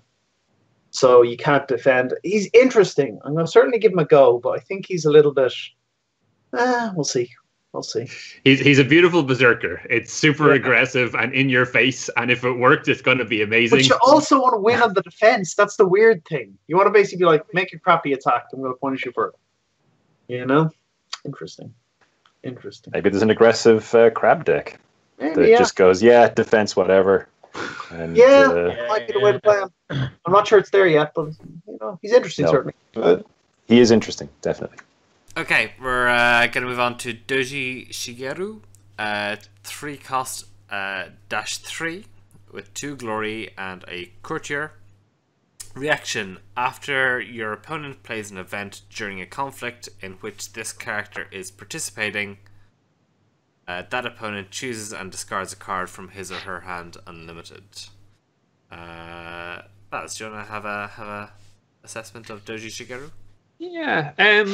Obviously, you're looking at Guest of Honor, and this isn't Guest of Honor, but it's 1 cost cheaper. Is that enough? So with Guest of Honor, you drop Guest of Honor in, and they're just not able to play those events. With Doji Shigeru, they can continue to play them, but they're really suffering because they're having to they're losing cards as they do. But how many cards were they going to play anyway? And how many were going to be a waste? This is the kind of character that you want to have had out 2 turns, and you want to have had your opponent play lots of cards into them, and then the turn after you'll reap the advantages. Unlike Guest of Honor, who you just want there, and Guest of Honor will win you those games. I guess the point that is being made in the article here is this is an extra one. This is even more card denial, even more options. And it is a courier, which is one of the traits that they do like. I wonder if the Zip 3 is enough for the 3 cost, especially given that the ability isn't as aggressive. But then when you're comparing things to Guest of Honor, you might be shooting for the stars. If this came in for anyone else, or if Crane didn't have Guest of Honor, I would probably say this is a pretty good card, and I'd be really happy with it. But yeah, the comparison just stings on this particular card, I'm afraid. So Pajamarama Hadamoto Ken is saying that a couple of points that she lets you use Guest of Honor in military fights, and she'll see play. As long as Scorpion are good, she has a place. Seems fair. Anyone else like to weigh in on? I remember back in a day of, what was it, Razor's Edge Dojo, or was it Hida Kuan back in those days? One of them made you Razor's Edge Dojo. It was a stronghold back for Crab back in the old days. Every time you take an action in a battle, discard a card. Was that it? It was initially, there was 2 versions of it. The first one was it was once per turn, and it was an additional cost in taking action. The second one was once per phase, and it was an effect on taking an action. Yeah, both of which were pretty bullshit. They were both really annoying, but one was worse than the other. One was well worse than the other. But this card doesn't go away. It doesn't stop being there. The only time it stops having its effect is when it's not in the battle. So if you keep getting one of these into a battle, then it is obviously it's political only. Keep getting this in political conflicts. This card is a nightmare. This card is an absolute nightmare because it just shuts down any hand that you have. It just whittles away at you so much, and then it puts extra value on the Earth Ring. And I just see this card being like really, really nice, a really nice alternative or supplement to Guest of Honor. Okay, let's move on to Tagashi Tadakatsu. A 4-cost 4/3, a monk and a heretic with 0 glory. The defending player chooses the element, but not the type, during each conflict declared against him or her. This choice is made before conflict type, attacking characters, and the attacked province are chosen. Baz, you think of Togashi Tadakatsu? So 4-3 for 4 are good stats. Dragon are currently flicking between Yuruma and Satoshi, who are 2 4s. The 0 glory currently in the environment is a good thing. You get dishonored by Scorpion a lot, and Tadakatsu just ignores it. And the fact that it's unique means if you get duplicates, you can keep increasing it, which is good for the dragon decks who like dropping a couple of attachments and then keeping those characters around for as long as possible. So yeah, as a dragon player, I definitely like seeing the unique characters. The ability is really a two-edged sword. Obviously, if you're defending, it gives you a bit of an advantage, and if you're attacking, it gives your opponent a bit of an advantage.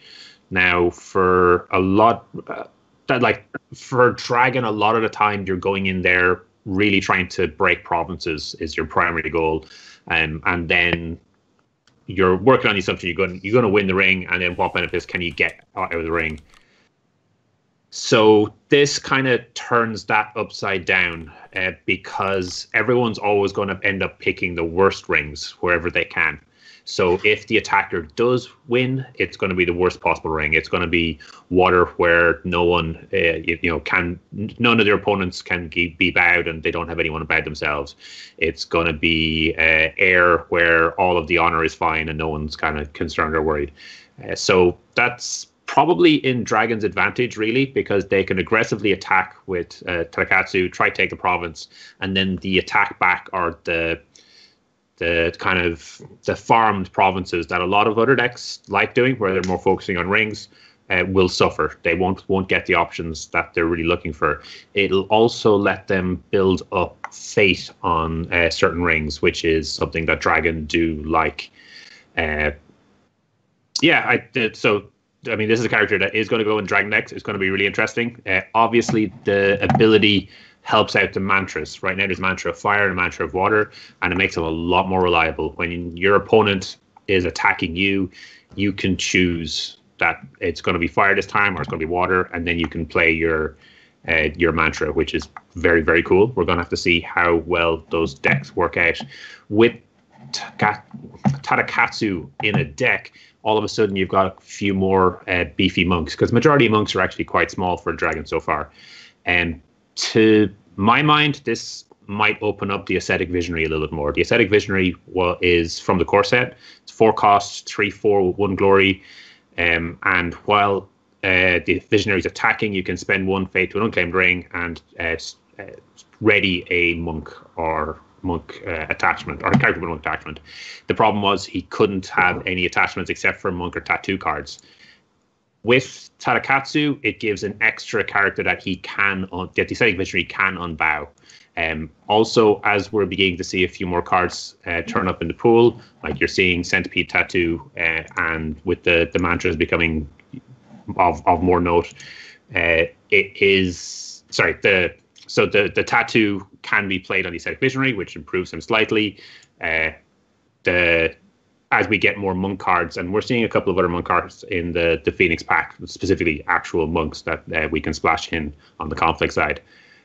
We're getting really close to a monk deck. A lot of Dragon players will try it out. I'm quite excited to try this character out myself and see. And yeah, I really, really like him. And is he preaching against the Celestial Order? That the ant and the beetle are equal beneath the sun? And he's a heretic? Well, some might suggest that. To my understanding, the Dragon haven't come down one way or other, but this is in the Phoenix pack, and the Phoenix are very judgy, as we all know. Okay. Snooty, even. I love the flavor on him. I think the heretical flavor is absolutely amazing. Just fantastic. Yeah. And his quote is perfect nonsense. Yeah. So, classic Dragon. Dragon. Just rubbish. What? Trying to sound intelligent, but yeah.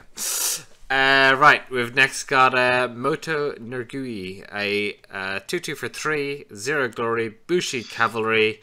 Action. While this character is participating in a military conflict, choose a participating character with the highest glory in the conflict.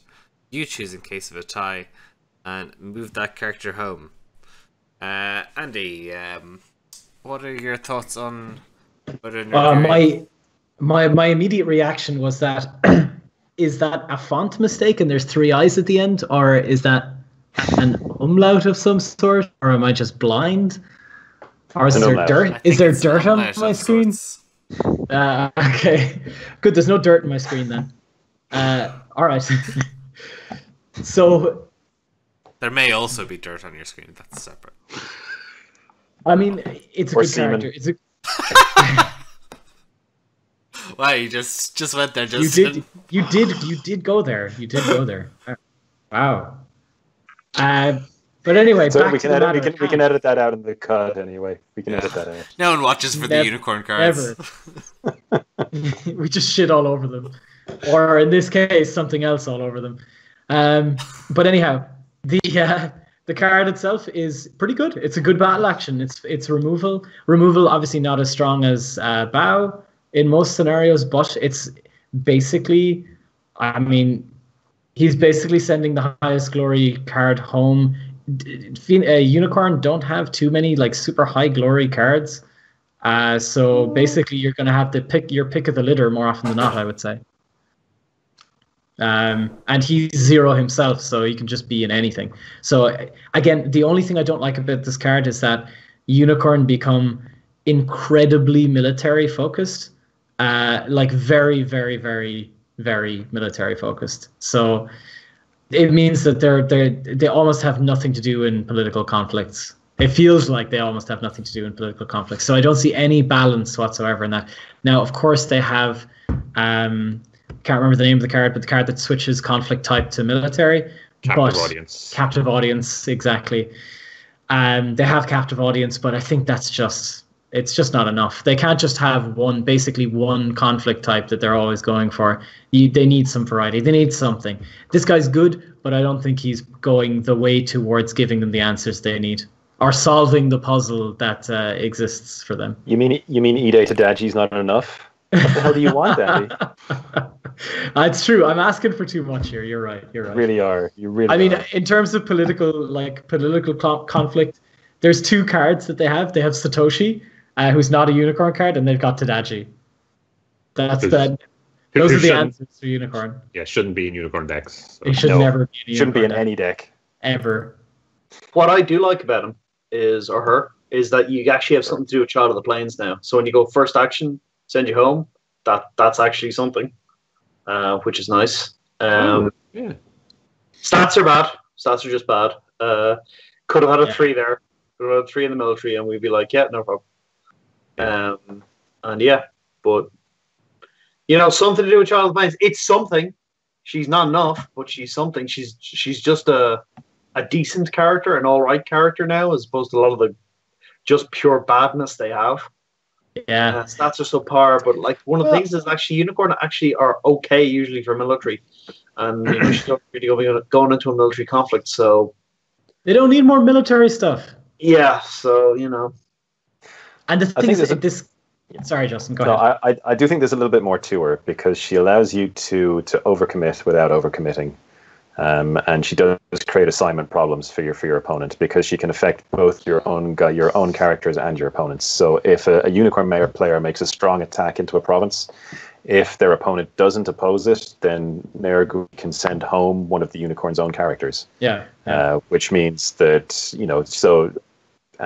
yes. So obviously, you can overcommit to attacks and either force an overcommit, force a strong commitment on defense, in which case Nergui sends someone home and you win the conflict and maybe take the province. Well, in addition to them having assigned a couple of characters to it, or she can send your own guys home. So she gives you quite a bit of flexibility in terms of assignment. And she, with the stronghold, she can affect battles that if she hasn't used her ability, they declare a military conflict. You move a bowed Nergui in, and you just send one of their guys home. So. Yeah, she's got a lot of utility. She's expensive, but her utility is really interesting.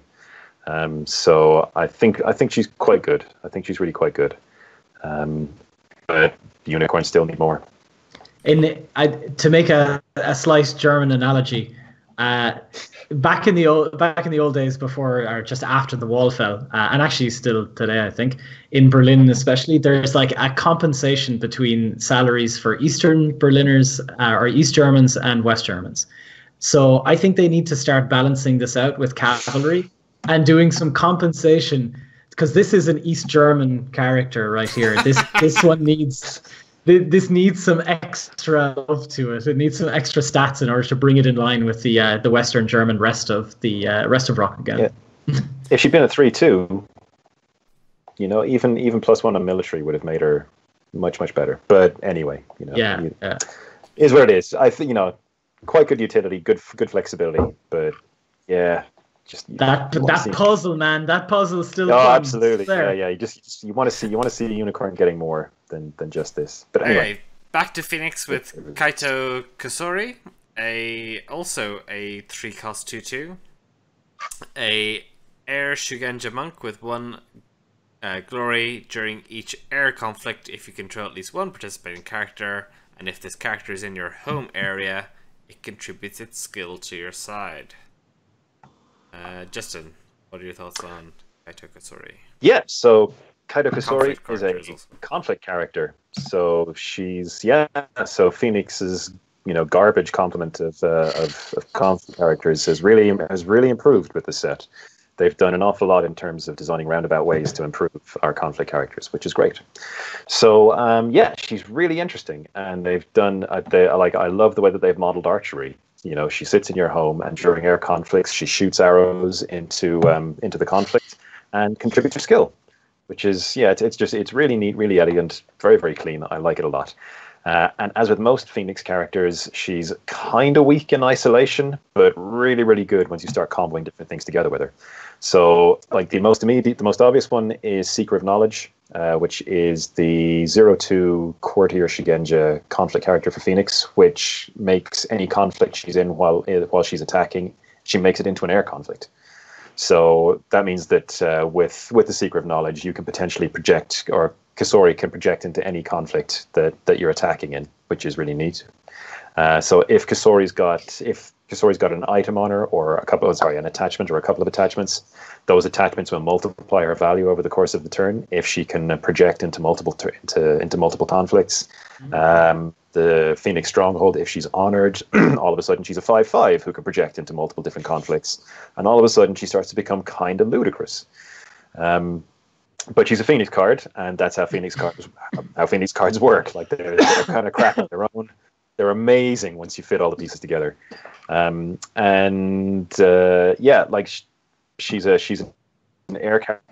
So if you want to bring her into play during an air conflict, the Inquisitive Ashika will reduce her cost to 2, and all of a sudden she's looking like great value. And on defense, as we mentioned before, with I've forgotten the card now, but Elemental Fury and Kuroi Mori can both change a defense conflict into air, so she can project into defensive conflicts. She's really neat. She slots into the kind of dishonor Phoenix build, which is bizarrely monk. Because Phoenix now actually have a reasonable selection amongst, they can start considering splashes from Dragon again, like they can consider the mantras, high kick, Centipede Tattoo. So she's pretty cool. She's not amazing, but she's pretty cool, and she has an absolutely gobsmacking alternate art version in the upcoming Phoenix novel. So if you are a fan of Kaito Kusori, then get the alt art version because it's beautiful. Blue Sapphire in chat is mentioning that in the latest preview she had a slightly different text, which points out that she has to be unbowed. That seems perfectly reasonable. Which I think is great. Otherwise she'd be crazy. And because she has an increased chance of remaining unbowed for an entire conflict phase, just kind of standing around throwing stuff around, she may be ready to contest the favor at the end of the conflict phase. It's a maybe sometimes bonus. Just to say that it's absolutely great that FFG took the time after the preview came out, when they saw there was a little bit of confusion with a few questions, to make that change, edit it, and make it a little bit clearer for everyone. Love seeing that. They also changed her original art. Her original art looked a lot more Caucasian, and they changed it so she looked more authentically cool. Rocky Granny. It's too much effort. Okay. It's absolutely too much effort. I put the link in there. Yeah, there's a link in chat, so that's YouTube viewers can miss it. All right, let's keep it going. We've got about 10-ish left. Do those in Halfway there. Wow. All right, let's go. Ladder, guys. Favor of the Kami, a 0+0/+0 cost attachment, which is a condition. And the attached character gets +1 glory. So we have spoken about the lack of glory buffs, and here's a glory buff. Anyone like to offer some opinions about how this might be used? There's not a lot to say about this card. Yeah, there's not a lot to say about this card. It's a very narrow card with specific uses. Probably the best use is to attach it to a character that assigns alongside a Haughty Magistrate in a Salamari Saito deck. So when the Magistrate gets buffed, that character can still contribute their force, thereby giving you a much higher chance of breaking provinces. Clans like Scorpion and Crane, which also meddle with glory, like Honor and Dishonor, may want to play this, but honestly, I think really not. It's even for Salamari Saito decks, it's very, very narrow, and I would not expect this to see much play. Very narrow, very specific. It is a way of playing the Haughty Magistrate in Kayud Nasawa. No, it's not. That you're. I'm not saying it's a good idea. No, I think it's a terrible idea. I just wouldn't. I think you're right. Like it's got no synergistic keywords. It doesn't have spell or anything like that. Yeah, and no. All right. I think it's Salamari Saito. Yeah, it may be a combo. There'll be something where if this guy was 1 glory higher, this would be ridiculous, and then whoa, favor the Kami, woo, stuff happens, Yeah. That will be true. So yeah, that's super specific. Move on. Let's go. No, you're missing the puzzle. No. The great puzzle. No. It synergizes with Moto Nagui. You attach it to you can attach it to your opponent's cards, right? Yeah. Make them 1 glory higher, and then bam, gone. Never participating in fights. Okay. Action. Moving on before it gets too crazy. Another attachment, the Katana of Fire, a 1 cost +0/+0 fire weapon spell. Play only if you control a Shigenja character, and it is restricted. The attached character gets +1 for each fire card you control. Attached character gets +2 military for each fire ring in your claimed ring pool. Baz, you're our resident weapons expert. What are your thoughts on Katana of Fire? Ooh, it's not free, and you know how I like free. But at the same time, it can get pretty big. I mean, by itself, it is actually a what? Sorry, I'm dying. Sorry. Because it is a fire card itself, it is effectively a +1/+0, which isn't terrible. And yeah, if you manage to get the fire ring in your claim pool, with if Dragon were to splash this, they'd be doing it the normal way. But obviously, Phoenix have a bunch of ways of holding on to it themselves, or claiming that they have it and lying to everyone. The clinch bit on this is it is actually it can only be played if you've got a Shigenja character. So for the Dragon decks, you have Doom Shigenja and the Agasha Swordsmith, who are fantastically both fire cards. They're probably not going to be able to get away with it just because you can't rely on them. And I think that's the kind of clinch point for it. I think if a deck is playing this, they really need to have it a little bit more reliable. Or at least that's where I'm coming from, thinking as a, can I unbow my Knitting Master with it? The flip side of that is later in the game, when you have 1 or 2 fire cards out, it will get pretty big. That said, it isn't always skill that's important. It doesn't do anything beyond just contribute more military force. So it's a card I think we'll see play, but I think it's a card that'll kind of come in and come out. I don't believe it combos with the fire rolls. So I don't believe that those count as cards in play. I think they are considered to be ambiguous cards in some neater area rather than actually counting towards it. Oh, okay. Don't know. Yeah. Yeah. That's that, Justin? It's a spell, so Shrine Maiden can fetch it. Shrine Maiden, it just gets better and better and better. Inquisitive Ashika can reduce its cost to 0 during fire conflicts, so you get more value there. Secluded Shrine. If you've got Secluded Shrine, you can name fire, and then this becomes a base 3 force weapon for 1, which is very efficient. So that's about it. And because Katanas of Fire are fire themselves, multiples buff each other. So that's an added small bonus. It's an efficient force generator for Phoenix, which is not necessarily bad. So cool. Okay, next card we have is the Path of Man, a Kehoe and a Philosophy, which is 4 influence cost and 0 fate cost. It's an event reaction after you win a conflict by 5 or more skill, gain 2 fate. Andy, you're nodding. You like it? Good card. I mean, I think it's going to be reasonably easy for Phoenix to win battles they want to win. Especially with the force pumps they can get from, what's the spell that gives them a force pump? Supernatural Storm. That new Fire Katana. Just in general, just having the force pumps from the Stronghold or from being honored or whatever it is. I think this card is going to be reasonably easy to put into play, and 2 fate is a lot. 2 fate's a ton. Yep. Anyone else on the Path of Man?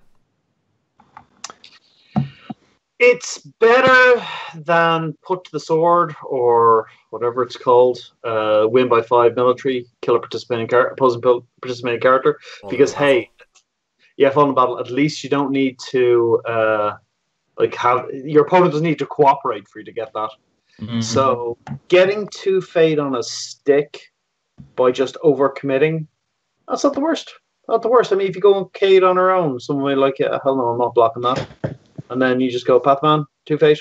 So I can definitely see you playing a little bit opportunistically in some games. That's grand. If Phoenix got Harpoon and then Fall in the Battle becomes really good for them, yeah, absolutely. It's 4 influence, which is interesting.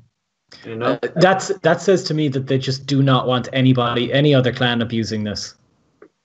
Yeah, they certainly don't think. Also, you can play 2 or 3 of these at once. You can play multiples at one time. Yeah.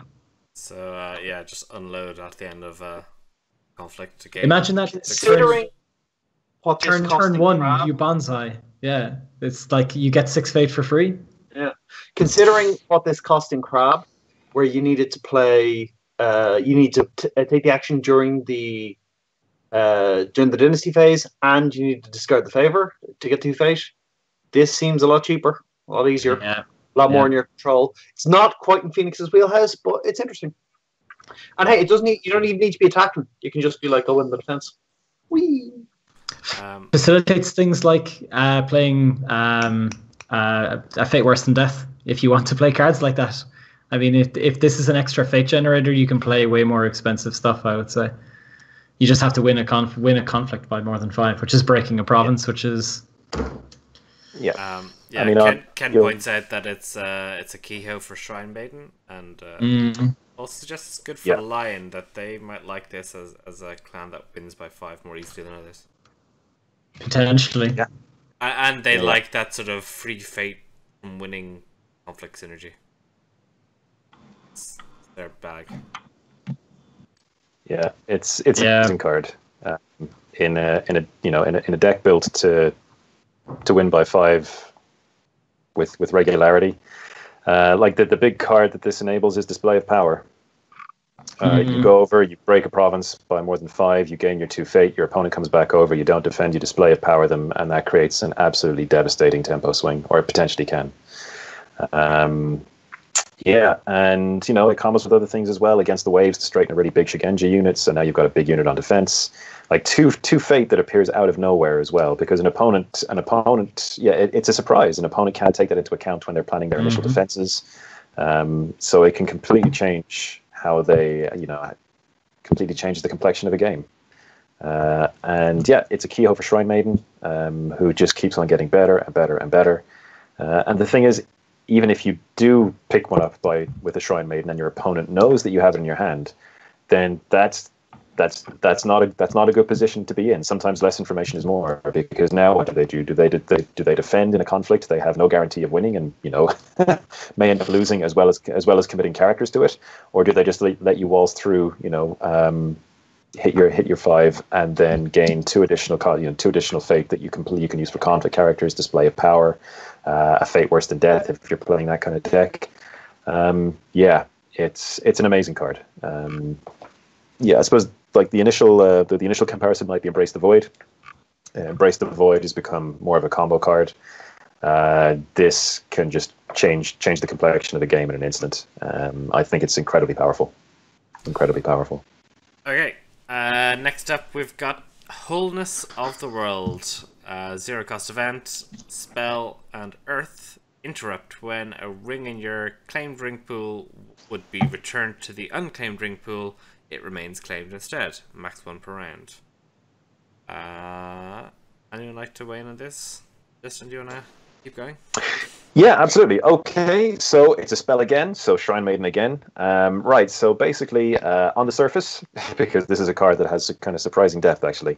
On the surface, this is a card that has a function very similar to Way of the Phoenix, insofar as it denies your opponent a ring, but it denies them a ring on the following turn, as opposed to Way of the Phoenix denying them a ring on the current turn. So, Wholeness of the World in that respect has a slightly worse effect than Way of the Phoenix, but the fact that it's a spell and can be dredged up by maidens adds to its value, and arguably actually makes it a better card than Way of the Phoenix on that basis alone. But things start to get interesting when you start looking at the combos and what this starts to turn up for Phoenix. So this card enables Phoenix to deny. So if Phoenix is the first player, so they play Wholeness of the World when they're the second player and retain a ring. On the following turn, they can they declare their first action or their first conflict. They take a ring. There are 3 rings left. They Way of the Phoenix another ring. Their opponent gets 1 ring. Phoenix takes the last ring, and their opponent is forced to skip a conflict because there aren't any rings left to declare, or that they can declare. It also combos with Know the World. So as far as my rules understanding goes, and John will correct us in chat if this is incorrect. So I looked up what switch is. What switch is defined by in the rules, and switch abilities. Some abilities that use the word switch. Switch. Some abilities use the word switch. In order to use such an ability, switched items must exist on each side of the switch. Know the World is. Hang on, I just want to pull up the specific wording on Know the World. Is it there? Did it? Yeah, there we go. Okay, so Know the World. The specific text on that is. Any second now, 5 rings DB. There we go. Action. Switch a ring in your claimed ring pool with an unclaimed ring and gain all fate on that ring. There is no cost involved in Know the World. It is an effect. So the switch. So basically the switch does not have to take place in order for you to take the ring that's in the claimed ring pool. So you can play Know the World. Stop a ring, play Wholeness of the World to stop the ring that you have in your claimed ring pool from moving out, and claim another ring immediately with Know the World. So this can combo further with Way of the Phoenix. So you can claim a ring, Know the World to take another ring using Wholeness of the World to stop the ring in your claimed ring pool from moving out. Way the Phoenix, win another conflict. Yeah, so basically Phoenix can start locking opponents out of conflicts in a turn by denying them rings. So. This is kind of big. So now we're starting to see a situation where Phoenix can actually implement a strategy around this. So the question is whether or not that's actually good. I don't know. We'll have to wait and see. So Wholeness of the World also has a function similar to Secluded Shrine, insofar as you can retain rings that are important for cards you have on the board. Like you can retain the Water Ring if you've got the Prodigy of Waves in play, so that you don't have to go for the Water Ring first next turn, and you've got the Prodigy's ability active, so on and so forth. Solemn Scholar, same cards as for Secluded Shrine. So yeah, it's a card that doesn't seem like much on the surface, but it begins to open up some areas for Phoenix that that could be pretty irritating to play against. Whether or not they're consistent enough and good enough at the moment is another question, but they exist, and any further cards that support that strategy are going to make it better. And it could reach to the stage where it is a seriously competitive strategy for Phoenix to pursue. So, yeah, interesting card. Interesting. We're over the 2-hour barrier, so I'm going to keep moving. Clarity of Purpose. So we've sort of alluded to this card a few times. A 1-cost event, which is a water spell, 3 influence. Action. During a conflict, choose a character you control. Till the end of that conflict, opponent's card effects cannot bow that character, and it does not bow as a result of conflict resolution during political conflicts. And maybe we can start with you this time. Super good, super good. Worthy of its 3 influence cost. This is a character efficiency card. So Crab are very attracted to that. Some Crab lean heavily on make one big guy, and then use stuff like Mountain Does Not Fall to basically, my guy doesn't bound the defense, and I go defend. I skip my conflict, I defend, and then I go up my last conflict. This one is, well, play Mountain Does Not Fall, I'll defend. Now I'll attack, I'll Clarity of Purpose, I'll come back, I'll defend, and now military. And that's 2 cards, sure, but that's your giant guy who's been in all 4 conflicts this turn. So you gotta respect that. Critically as well, the card effects cannot bow that character. If you get a way to get this action off first, or if even you go in with a small guy and you go, okay, Clarity of Purpose, now I'll attach my fan so I'm breaking the province. Critical defensive cards like Murmoda's Fury don't work. So it's a huge card. Very strong aggressively. Very strong aggressively. Knowing that you're playing it will force your opponent to occasionally misplay with defensive bows or offensive bows. So that is really strong. Very flexible card. Very good at what it does. So yeah, character efficiency card, really good at that point of view. Yeah, that's really interesting. Anything to add on to that? Nope. So because it does stop Murmoda's Fury, but you are the attacker in that scenario. So your opponent will have to basically have the opportunity to play the Murmoda's Fury first, which is super interesting. This obviously makes this a little bit stronger on the defense, but it also puts you in situations where you're not taking the province yet, and your opponent has to play that Murmoda's Fury now, or you're gonna play Clarity of Purpose. You might even see it in the Kayuda Nasawa's discard pile. You know it's coming. It's just there, and you have to burn it to kind of get rid of it. It is interesting comparing this to Mountain Does Not Fall and Indomitable Will, especially because of that extra clause that they've added, the fact that you can't bow. I think your opponent's effects can't bow you, which I think is super strong. Yeah, really good card. It's going to be one of the kind of key ones we see being bounced out of Kayuda Nasawa. Yep. Okay, next we've got Karmic Twist, another of those spell cards that we sort of alluded to. It's a 1 fate cost void spell with 3 influence again. Choose a non-unique character with 1 or more fate on it. Move each fate from that character to a non-unique character with no fate on it, controlled by the same player. So we mentioned a little bit about the importance of non-uniques. This is it's coming to fruition. I love that flavor text as well. This is not my fate, it's ours. Justin, what have you got to say on Karmic Twist?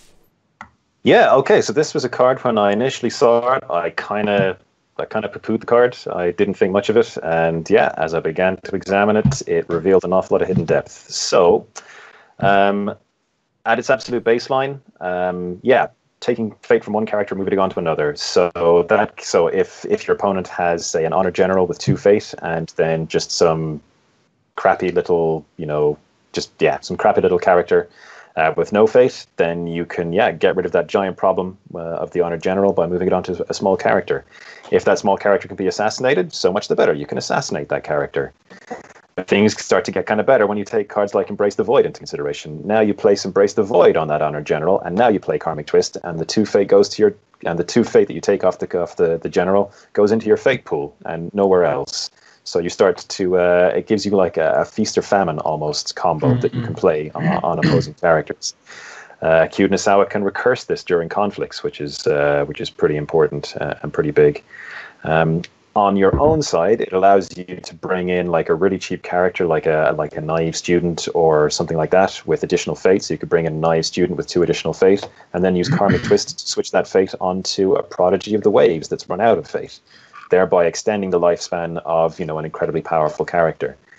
Things get even more interesting when you take conflict characters into consideration. And now during conflicts, you can bring a character in with additional fate.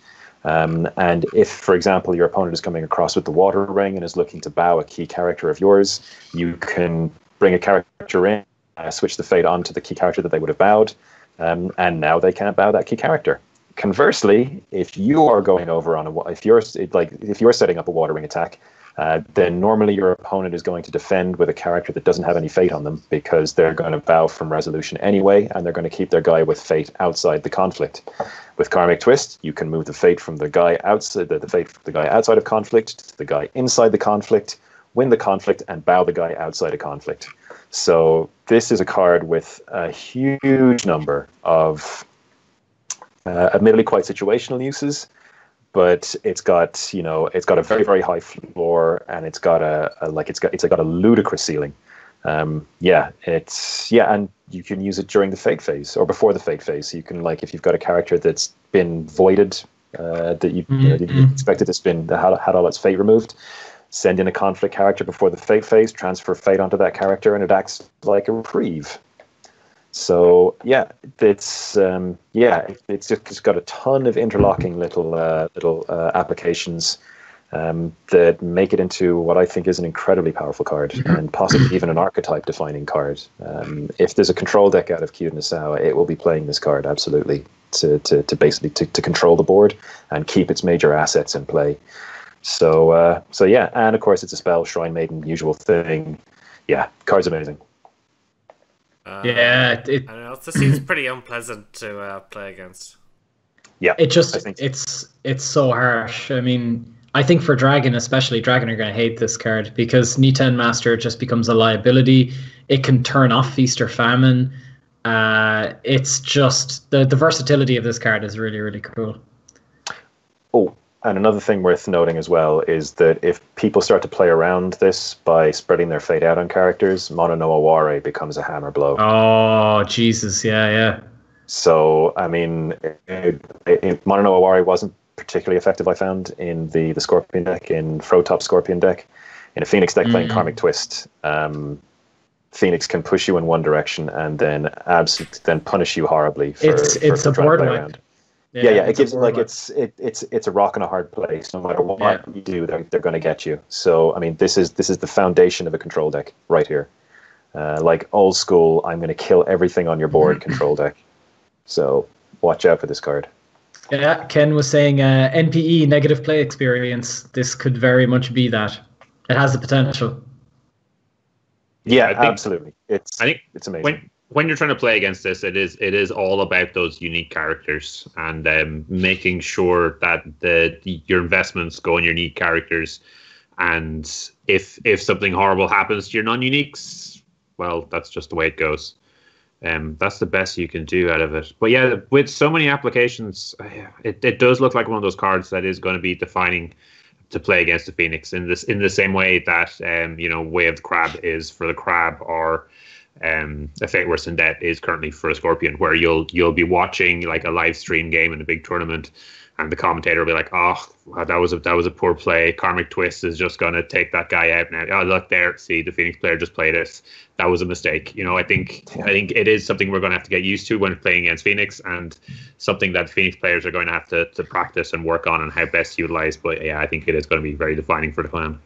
Yeah, it's cuteness hour. Like this is probably the card that makes Cute Nasawa. If any card makes Cute Nasawa, it's this one. Yeah, So, it's 100%. Yeah.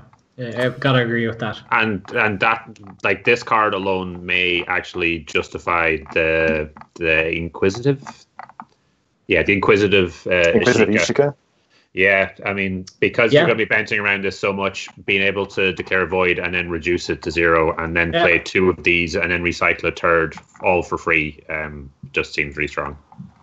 Yeah. Yep. Okay. That said, Blue Sapphire has a pretty effective solution, which is if you just play unique cards. Or Nice. don't put fate on anything. Exactly.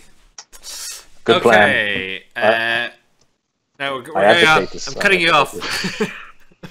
We're over the We're over the 2 hour barrier. Getting. We're nearly there, though. Oh, so close. We're up to Y. Yogo Kikuyo, a 2/2 for 3 with 1 glory, Earth Shugenja. Interrupt.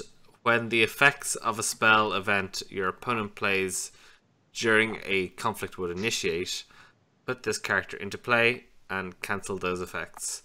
And because it's the Phoenix pack, this character has got the fighting game stance not on my watch. Cool card. It's just it's anti this set and anti Phoenix. Yeah. It's so niche. I don't know if it'll ever see play, but it looks kind of cool.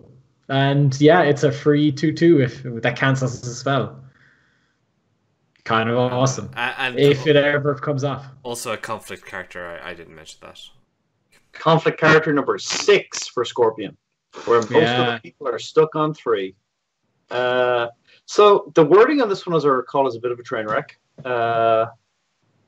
You can put her into play, I think, from the discard pile. Oh yeah. Yeah. So apparently there will be clarifications on how she works, how she's meant to work.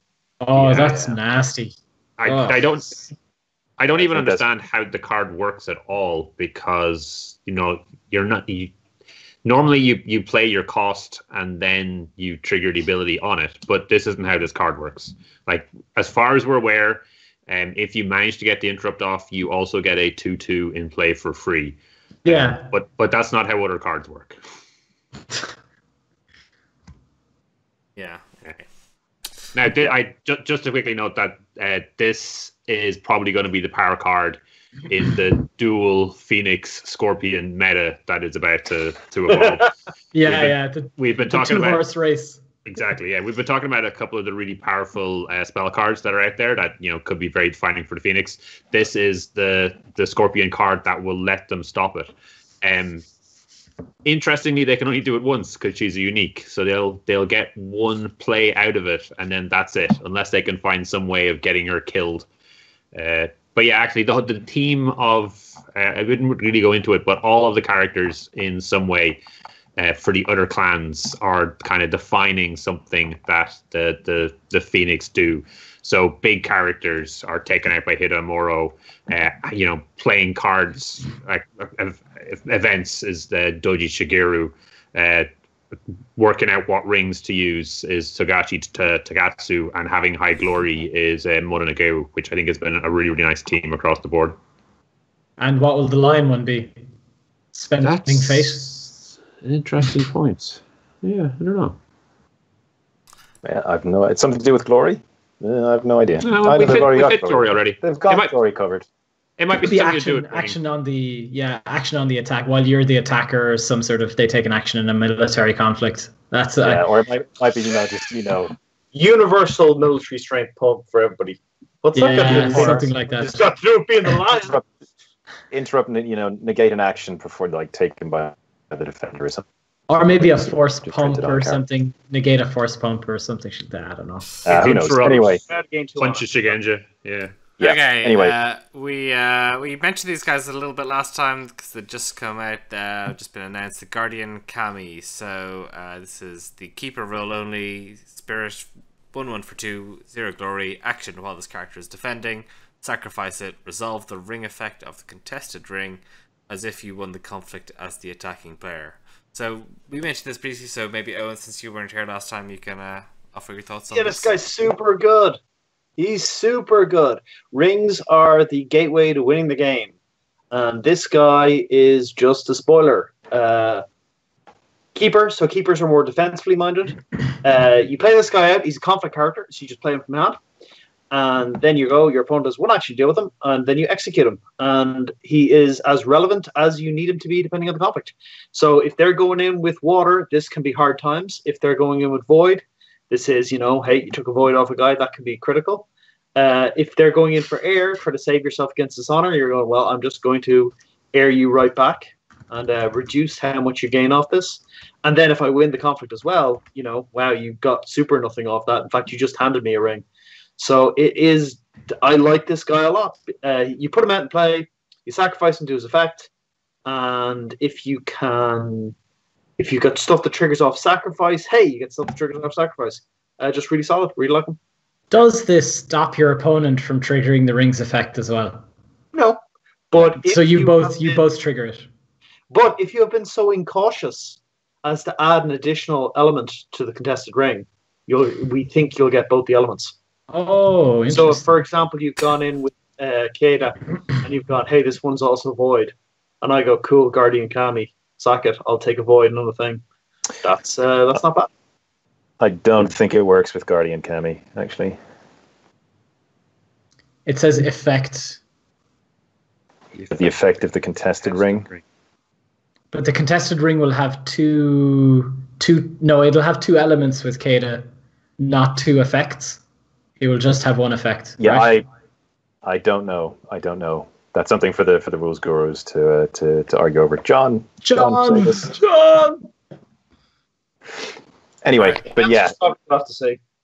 Yeah, I think at its best in Dishonor because because your opponent gets to choose the ring. Honor, you can just negate their Dishonor narrows. Yeah. Or just kill them if they come over at one honor to try and get that air range. Just like, nah, you're dead, mate. And it also increases the bomb range for Dishonor, so you can Guardian Kami display a power backhand and compliment someone on 5 honor down to 0 if they try and get if they come up. According to John, she does work. Yeah, Keda does work with it. Okay, awesome. So that's sick.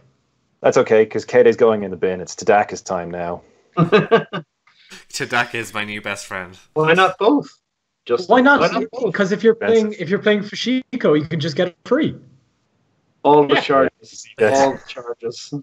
Yeah. Yeah, I'm charging in Phoenix already. Always be charging. Yeah, Kami Unleashed. 2 cost 1/1 0 glory spirit. Seeker roll only. While this character is attacking, sacrifice it. Resolve the ring effect of the contested ring as if you won the conflict as the attacking bearer. Also, presumably works with Kede. I assume so. They are keeper at they're Phoenix keeper at the moment, so they can't play it. But yes, if they got a secret roll. Right. Yeah, interesting. Any other thoughts? Hey, this is getting a ring once is good. Double tap. It allows you to resolve it 3 times if you're Crane or Lion. Yeah. It can help you win the conflict. If you're contesting fire, you can honor one of your guys to give yourself a force pump. You can if you're going in with water and they defend with someone who hasn't got any fate, you can play this guy and bow their guy without any fate in the conflict. So yeah, pretty good. And yeah, it gives you kind of like a Taturi or Hitaru effect on fly. Taturi, because we're keeper, so honor keeper. So, yeah, it's the same double ring hit. No, what I mean is the same double ring hit that Taturi or Hitaru did. Sorry. Yeah. Essentially. Yeah. And you get to choose the ring because you're the attacker, so that makes it better. I do prefer the old version of Kami Unleashed. Does anyone remember that one? Kiho bows against you. Do a ranged attack equal to your chi, was it? It wasn't even a Kiho, you just bowed your guy. Pew. Was it? Oh yeah. I think you didn't bow if it was if you're a monk, but yeah, it was just like pew. This is on Kasada all the time. I thought it was Kiho and bow. Dunno, hang on. I'll zoom to Oracle of the Void and check it out. But yeah, at 2 costs, this is and an action to play it, and a possible assassination. There's a lot of vulnerability in this. The Cameo Unleash is probably a little bit better because you can. Well, no, No, it's not. well, it's attacking. So with the Guardian one, you can play it before they attack, and then if they attack, you can pop it straight away. But then they see you have it, and then they get to decide which to do. Interesting. Yeah. It's like a slightly worse display of power. Yeah. Probably. Yeah. Although maybe potentially slightly better because you can defend and get the ring effect, but you don't get the ring. I suppose that's the kind of closest card to compare it with, really. It's a bit clunkier. Not as clean, not as efficient. But it's super flexible. Like there's always an option that you have with it, which I think is really, really cool. And okay. conflict cards. Our last card is Walking the Way, which we haven't been fully spoiled yet. Yeah, we have a vague idea. Well, we have a pretty clear idea on what it does. It's an event that costs 1, that costs 0 if you control the Shigenja, or costs 1 less if you control the Shigenja. And you take a look at the top 3 cards of your Dynasty deck, then place one of those cards face up in one of your provinces. So, discarding any card there. Okay. I'm not sure if it's a charge, you say? Yeah, for Shicho. What's that you say for Shicho? It's where he fell down a well? Or make sure you've got that +2 province strength on your glory province. Yeah. Quote the Raven, charge. I don't know. Digging into 3 doesn't feel great, but yeah, I've been in a lot of games where I've had a charge in hand and I've made everything. So getting to look at just 3 cards and pick out the biggest character out of that would be pretty awesome. What else can you do with it? You can grab holdings, put holdings wherever you want. If you're lucky, you don't necessarily know they're there. It'll actually work really, really well with Dragon because Dragon have a 1-cost monk character who lets you look at the top 3 cards of your deck at the end. What part of do you have any action phase after that? It's the start of the fate phase. Is there any point playing Walking the Way after that? You could actually look at them, but you couldn't.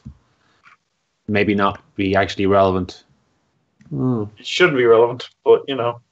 Well, if you've played, if you've played everything already and you've got 4 face down cards, you triggered the Togashi, then you'll know what those top 3 cards are before you make anything. So then you could Walking the Way as your first action during the Dynasty phase and then put down whatever you want. It's a very, very interesting card. It doesn't immediately jump to me screaming anything super powerful except for the bullshit charge shenanigans, which may actually make it worth an inclusion. Oh, actually, it might. Does it go face up or face down? Do we know? Face up. Okay, so that's no good with the raise the alarm. Well, it looks like an interesting card. Sorry, Baz. I thought you just suggested playing Walking the Way so you could enable Raise the Alarm. Alas, no. Nothing works with Raise the Alarm. No. He's garbage card. I mean, it would be amazing if it did put him face down and it did come with Raise the Alarm. It's like just rubbing salt in the wound at that stage. Just bloody play charge.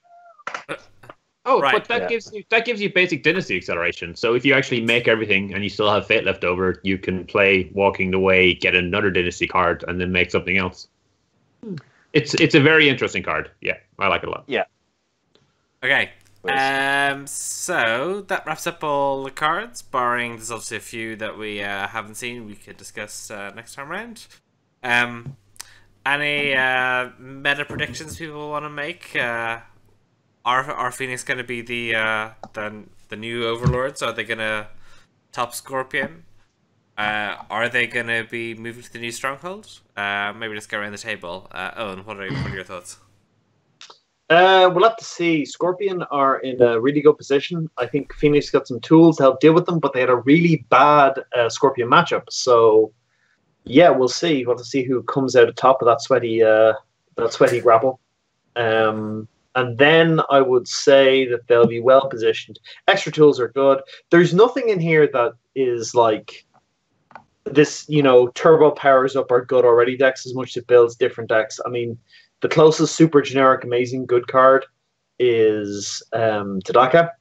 But even he, they enable other builds. That's a good thing. I don't know if they're going to... I think they're going to be better after this because, hey, a huge injection of cards should always help. But yeah, I'd say we'll see. We'll see how it shakes out. Anything that kind of gives Scorpion a bit of trouble in the format and makes him a little less of the absolute pace setter is a good thing. So yeah, hopefully shake things up, see how it makes out. Maybe Unicorn will solve the puzzle and become the secret masterminds of L5R. I kind of doubt it. I would go with. I would like to see what Phoenix look like after this. Baz, how about you? What are your thoughts? Yeah, I think Phoenix are going to be incredibly strong coming out of this. I do think that one of the problems against their Scorpion matchup was the fact that their Stronghold basically was turned off just because Scorpion were there. And with this new Stronghold, that is not the case. Being Dishonored, because they've got Good Glory, is going to hurt them, but it's not going to cripple them in the same way as it used to. And that's just a change on a Stronghold. They've got a lot of really cool cards.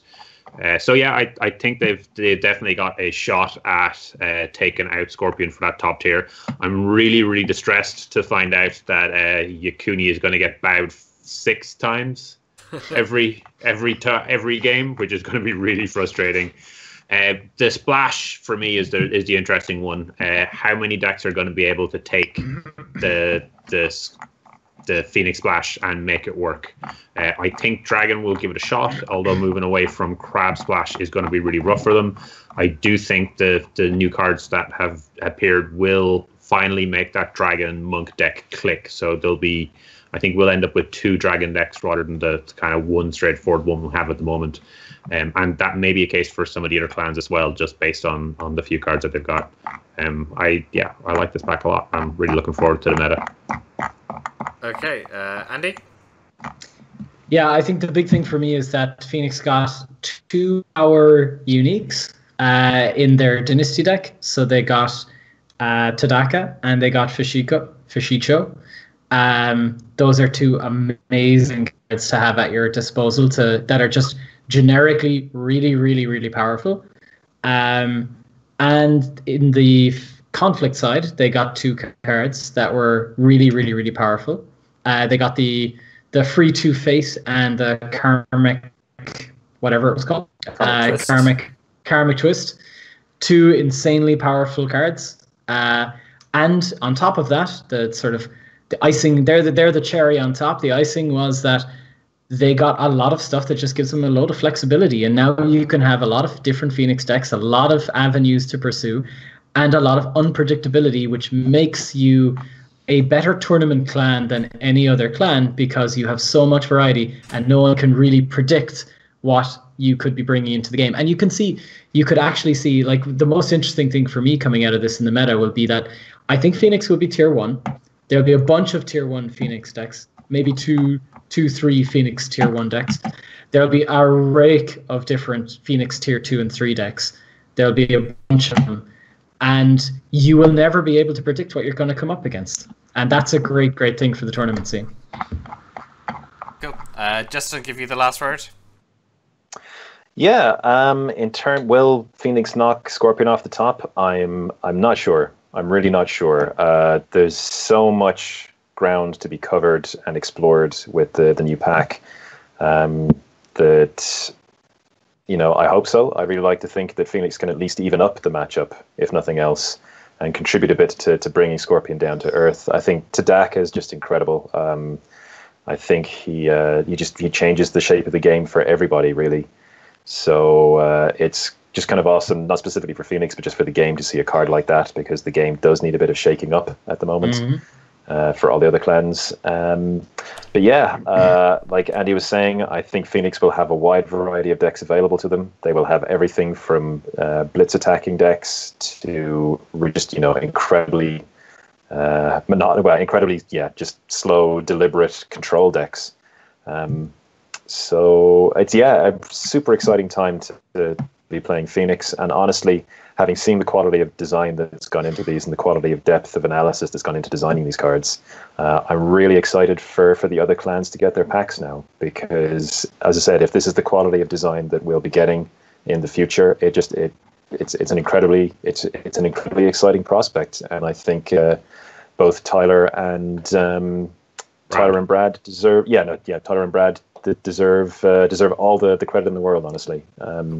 Major props. Yeah, like I mean, I've been significantly, I'm not shy in terms of my criticisms, but what you Justin? No. I know. I'm usually such a shrinking violet, but no, I mean, but the quality of design between this and the base set, and even part of the Imperial cycle, is honest to God night and day. So yeah, just super excited. Really can't wait to explore the space. And I'd expect Phoenix are going to be better. Will they be the best? I don't know. But as long as they're thereabouts, I'll be happy. As long as they're as long as they're competitive, and interesting, and they definitely look interesting, then that's all that matters. That's all you want. That's all you can ask for. So just to confirm, as long as Brad and Tyler keep printing Phoenix cards only, the design space is good. Yeah. Absolutely, yes. I mean that I think is the if not the direct thrust, then definitely the subtext is what I was going. And one last question: what's going to be the first deck you put together off the back of this, Justin? Oh, me, Control. I'm going to go with Cuteness Sour Control. I've loved Control. It's not a deck type that really exists in the game at the moment as we know it. So I'll give that a shot. But there's Phoenix, there's Monk Dishonor, there is Cuteness Hour Tower, Cuteness Hour Control. There's a lot. There's a lot to try. There's at least 3 deck lists there, and once you start kind of breaking down the different modules that you can put together into different decks, like Mia Satoshi just gets in. The range of possibilities with Satoshi now is insane. There's just a ton of stuff to explore. So it's what a time to be alive. Mm-hmm. All right, I think we'll leave it at that. But for one thing, Oi. Right. Whenever I don't have a beaver fact ready, you go your farm off. I have already. You can't end the podcast fast enough. I was just leading into it. All right. Hit us with a beaver fact, Eoin. So beavers basically live underwater, or spend a substantial amount of time underwater. So they have a third nictitating membrane to close over, so they can see underwater. However, they don't have any refractive, any way to alter their eyes so they can refract it to see clearer, because they're not predators. So unlike the otter, who can actually change the shape of his eyes to account for being underwater, so it can better judge distance to prey, the beaver has quite poor vision underwater, as it does a poor vision on land. Because of others. Cool. Wow. Okay. Whew. Back in the 2.5 hour show territory. Maybe 3 months next pack isn't so bad. Back in the game. It's been a while. Okay. I mean, if FFG gave us more regular content, maybe we could just, do a more regular show.